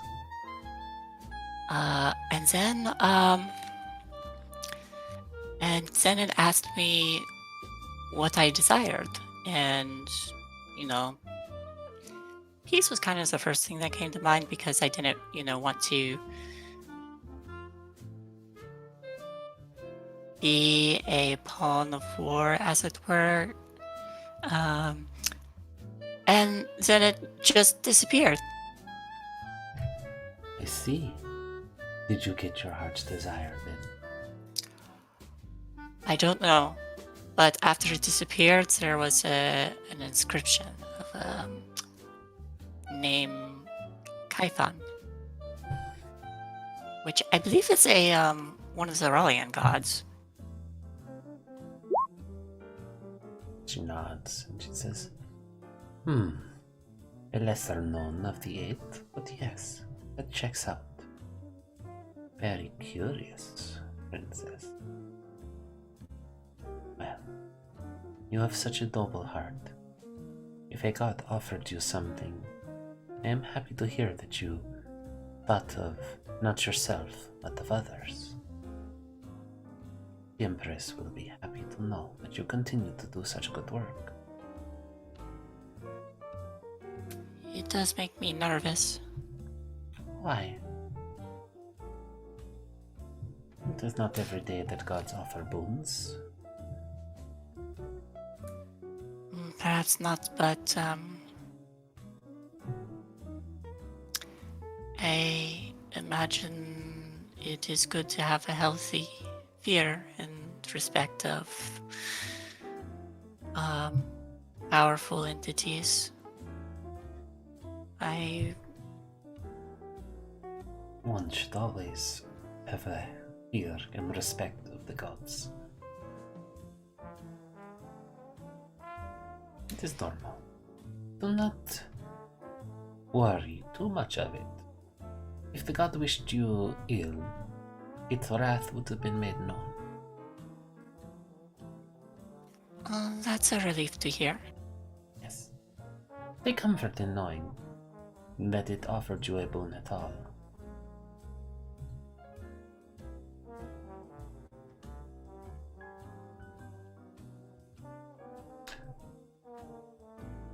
It's about this time, as your guys' conversation seems to be winding down, that the lights in the main area dim, and at the top of what would be a elegant-looking staircase, a single like spotlight illuminates, and you hear presenting Zidon Greengast, and there is a elven figure standing at the top of the staircase, but they don't move. Instead, like vines reach out from the ceiling of the treetop house, and they kind of lift the individual up, and without setting a foot on the staircase, they're just brought down before touching the floor at the bottom of the steps. And the individual is the very definition of an androgynous elf. I know we assumed it was a he, him, but it's very much indistinguishable with that elven gender fluidity that is more rare now, especially within the Saint of Fate. But they look on, and they're dressed quite elegantly for at least what would be considered elven fashion.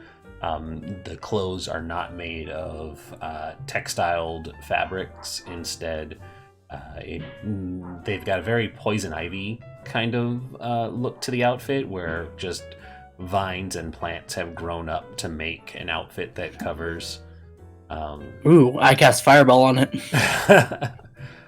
You cast Fireball? I don't know that spell yet. No, it's a bit. Elves aren't people. Okay, as long as we're clarifying that the it is on the elf and not the gender, because who's gonna have words? No, elves are not people. You can say it for elves. That's a joke. We're not gonna have that conversation during the game. Oh no. Anyways, but yes, they touch down and extend their hands out as the vines unwrap from around them that had been carrying, and they smile and they say, "Welcome. I know I have kept you all waiting for quite some time, but I am informed that dinner is ready, and if you would all follow me, we can sit down and break bread, as it were. And the people kind of all nod and smile, and one of the doors opens up into a large dining hall, letting you all in. The 3 guards are at this moment pulled aside, or at least the 2, because Cypher is following Lee. The 2 who are standing watch. One of the servants walks up and says, "Are you all hungry as well? We can take you off to the side and provide you with something to eat while they're dining."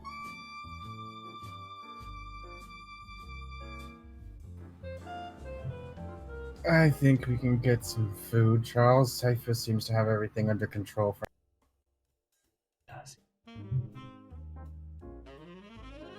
I flipped the page. And he doesn't need to eat, so... That's probably more accurate.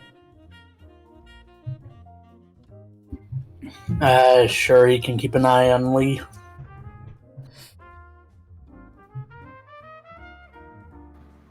Cypher will be nearby. Let us know if you need us. I'll look over to them for a second.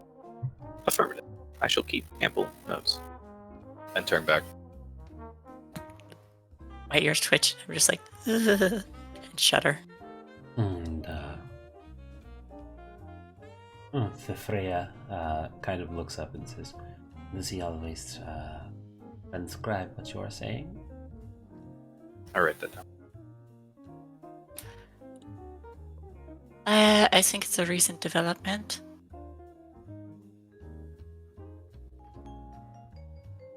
She smiles a bit and says, "Well, it is a good thing the assassins are on the way to the palace to murder everyone that you know and love. We will bathe the humans in a tide of blood, and fire shall rain down for all eternity over the lands." And she smiles stop. and offers a hand, helping Lee I up. look at her. Could you repeat that, please? And she says in common, she says, "No." Very well. I look at Lee.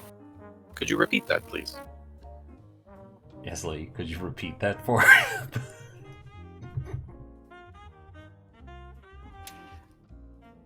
I look suddenly nervous. Why, what do you have to be nervous about? Could you repeat that, please?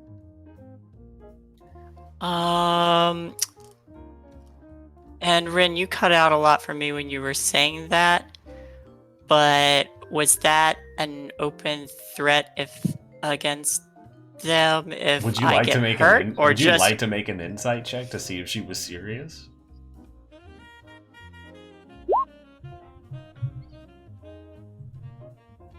You can tell that none of that was serious. Okay, I relax a little bit. Could you Unless you repeat failed that? the check. Also, just another aside, if we didn't establish it before, but Mr. Peanut Butter, the familiar, is played by Matthew McConaughey. Oh, She said you are a very fetching for a machine. hold on 1 second. Did you say that in common? I did. Please repeat. Previous language.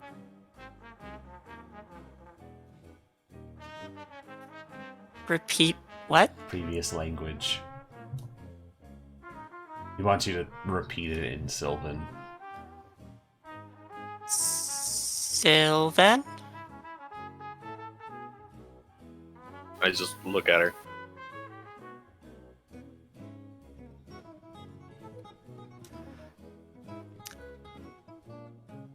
I will say something that sounds similar to it, but means something ridiculous because I'm just mashing words in there to make it work.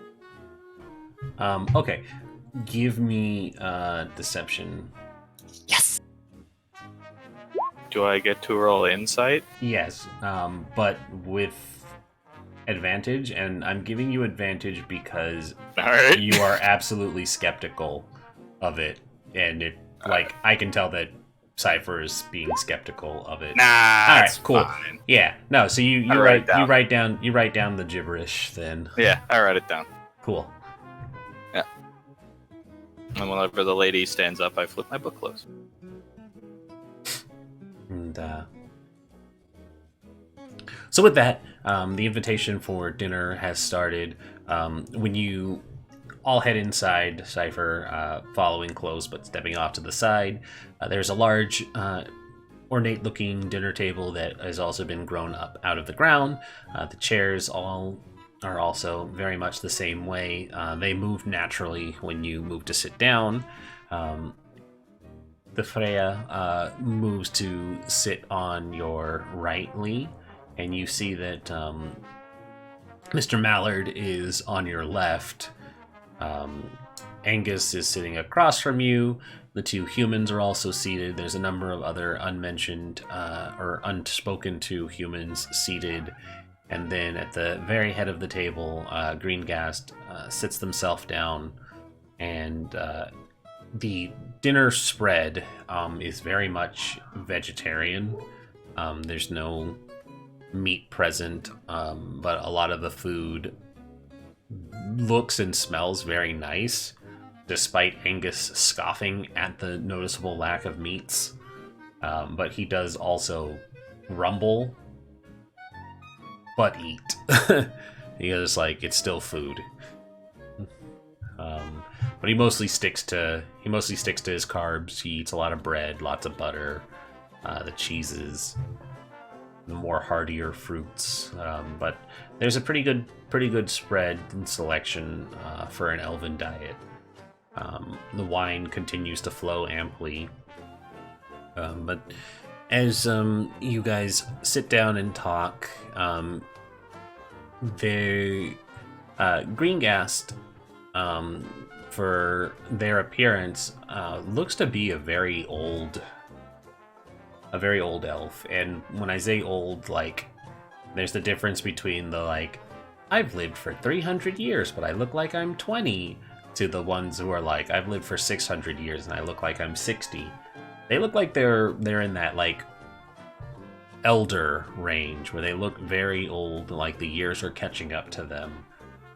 But as they're dining and chatting, one of the side doors opens and a woman walks out dressed very nicely in a black dress. There's like a shawl that goes around her arms and her shoulders are bare.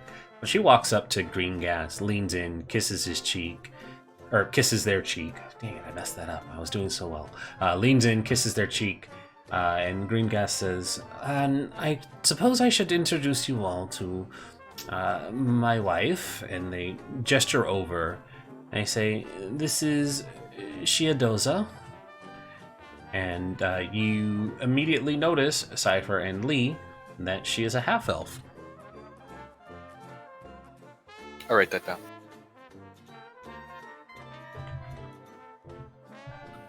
I'm glad Keavah's our note taker. Oh, I spelled that so wrong. And they say, Shiadosa has been helping me acclimate to the time here within the Federated States of Ralia, and may act as an important liaison. And Angus kind of scoffs and mutters something under his breath. And the Freya leans in close and says, she is a new acquisition. She was not here last time. When was last time? Only a year ago. Oh, I see.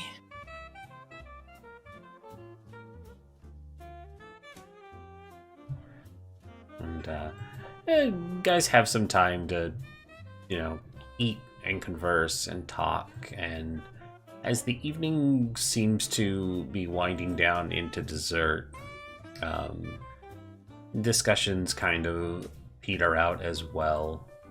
And Freya reaches a hand down to take yours and says, would you like to go for a walk? Certainly.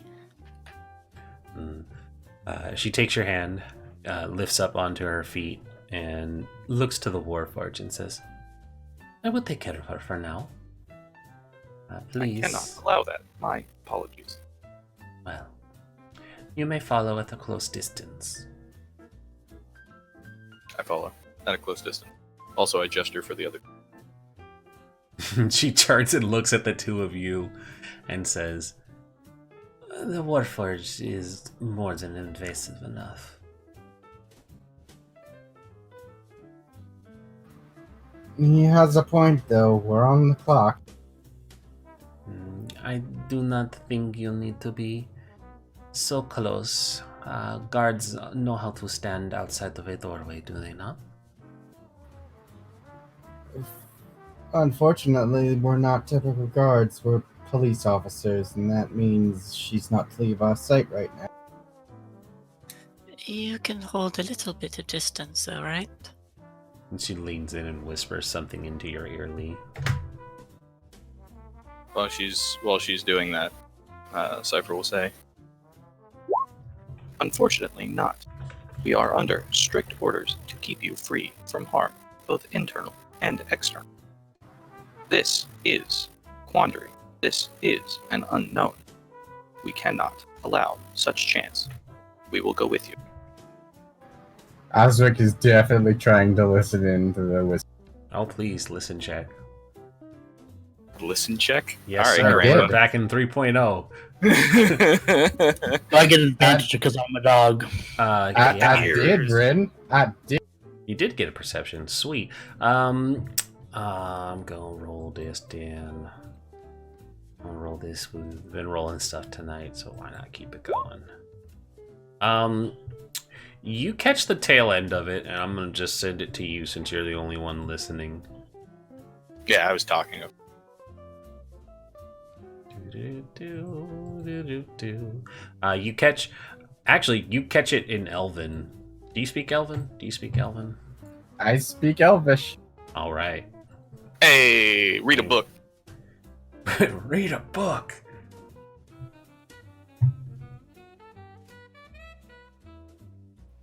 Yeah, Charles isn't trying to listen in because he don't speak no Elvish. As you guys are discussing leaving, you haven't left the dining area, but you're near the door. There is suddenly the sound of clutter and then the shattering of like porcelain. And From what direction?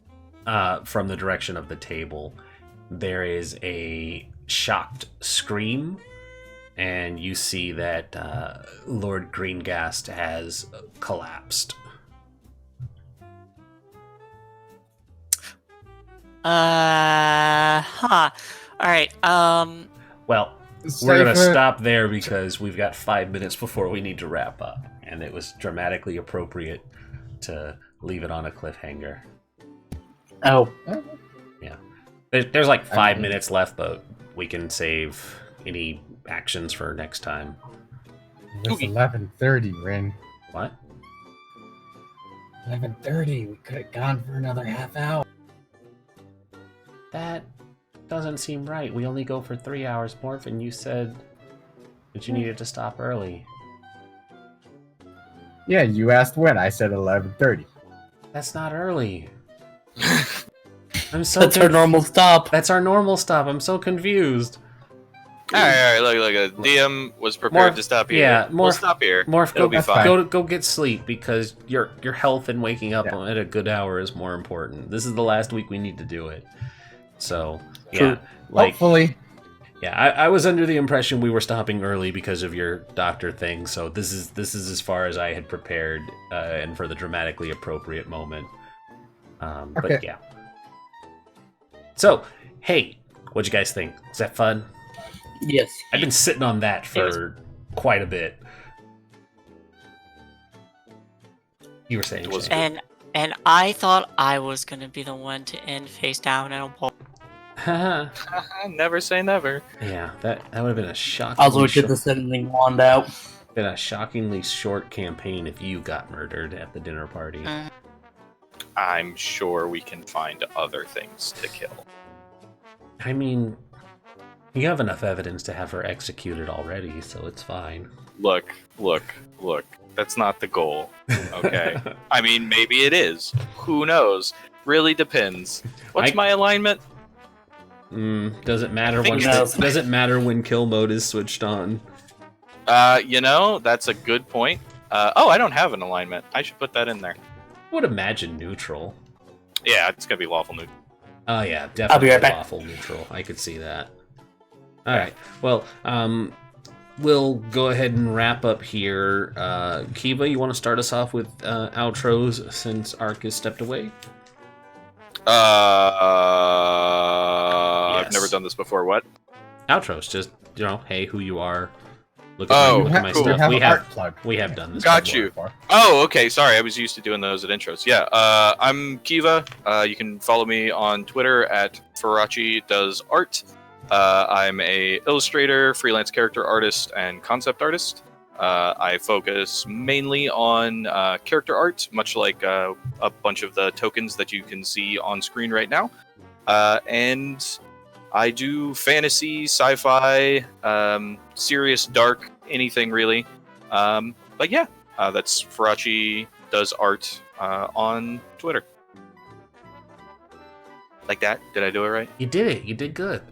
Okay, cool. Yeah. Morph, anything to plug? You've been doing some streaming lately. I tried. I feel like I still need to get a hard line before I do anything serious. I strongly recommend hard lines if you're going to be streaming. Yeah, there was a lot of frame drops the last time I tried to stream. Well, was it just a Dead Cells? Wi-Fi signal is never going to be solid, anyways. You'd think that, but my my wireless signal, because I stream my art through my tablet, and it does it just fine. But to be fair, this They is a got crazy Wi-Fi expensive 6 piece now. of equipment. Yeah, I was going to It's say also it's also art, so like it's your not very dropped intensive. frames aren't as noticeable. I mean, I would notice, but yeah, okay, fair enough. Compared to a video game. Yeah, I get what you're saying. Picking up. And Shay? Hi, I am Shay. I am in a lot of the games on PartyWave Gaming's channel. I do art myself. Have just been getting into doing maps. My handle on Twitter is @JimShay. That reminds me, I need to post some new things on there. I should do that. And yeah, that's me. I play Azali, your chaotic fairy princess in Forest for the Trees. And you play Lily, a very Sorry, I'm back. There you go. very not chaotic paladin. Yeah, my very not chaotic paladin. Hashtag not chaotic. Are they chaotic? No. Unfortunately for the actually no, that's a devil that lives in her shield, isn't it? What? Is the stream over or? No, we're winding down. We need you to do your outro. Yeah. Oh, hi everybody, I'm ArkSurvivor. I'm here on Party Web Games Mondays, Tuesdays, and Sundays. Tomorrow we're doing Vampire the Masquerade Northern Lights, and I will be running that, as well as on Sunday I'm running Curse of Strahd. Woo! Ooh. And Blah. that leaves it How to many me. of your other games just blew up? What? I'm sorry, I probably shouldn't do that on stream. No, let's not do that on stream. Hey, Grindis, you're looking at my channel, or our channel, where we play mini games. We've got a lot of games going almost every day of the week. We've got a couple of games that are going to be starting up. We're going to be doing Misspent Youth on Wednesdays now. We're still looking for people if anyone's interested in playing. It includes people like Keavah, or Ark, or Morph, or Shay. If you want to be rambunctious teenagers sticking it to the man and possibly selling out your ideals for advantages on things, you should probably consider it, because it'll be fun. I'm gonna be doing. I seem to be working a lot of Wednesdays, so probably not up your alley. I'd have to work it out with the DM to be like a reoccurring character that's not there all the time. That's fair. That's fair. But otherwise, you can catch us tomorrow for Vampire the Masquerade, Vancouver by Night, Northern Lights. Otherwise, that's it. Anybody on we can raid. We'll go over to Diesel Shot because they're playing games. Let's give them a raid. Give them the shout outs, give them the love. And we will see you all tomorrow for my Friday and Vampire. Good night. Good night. Good night.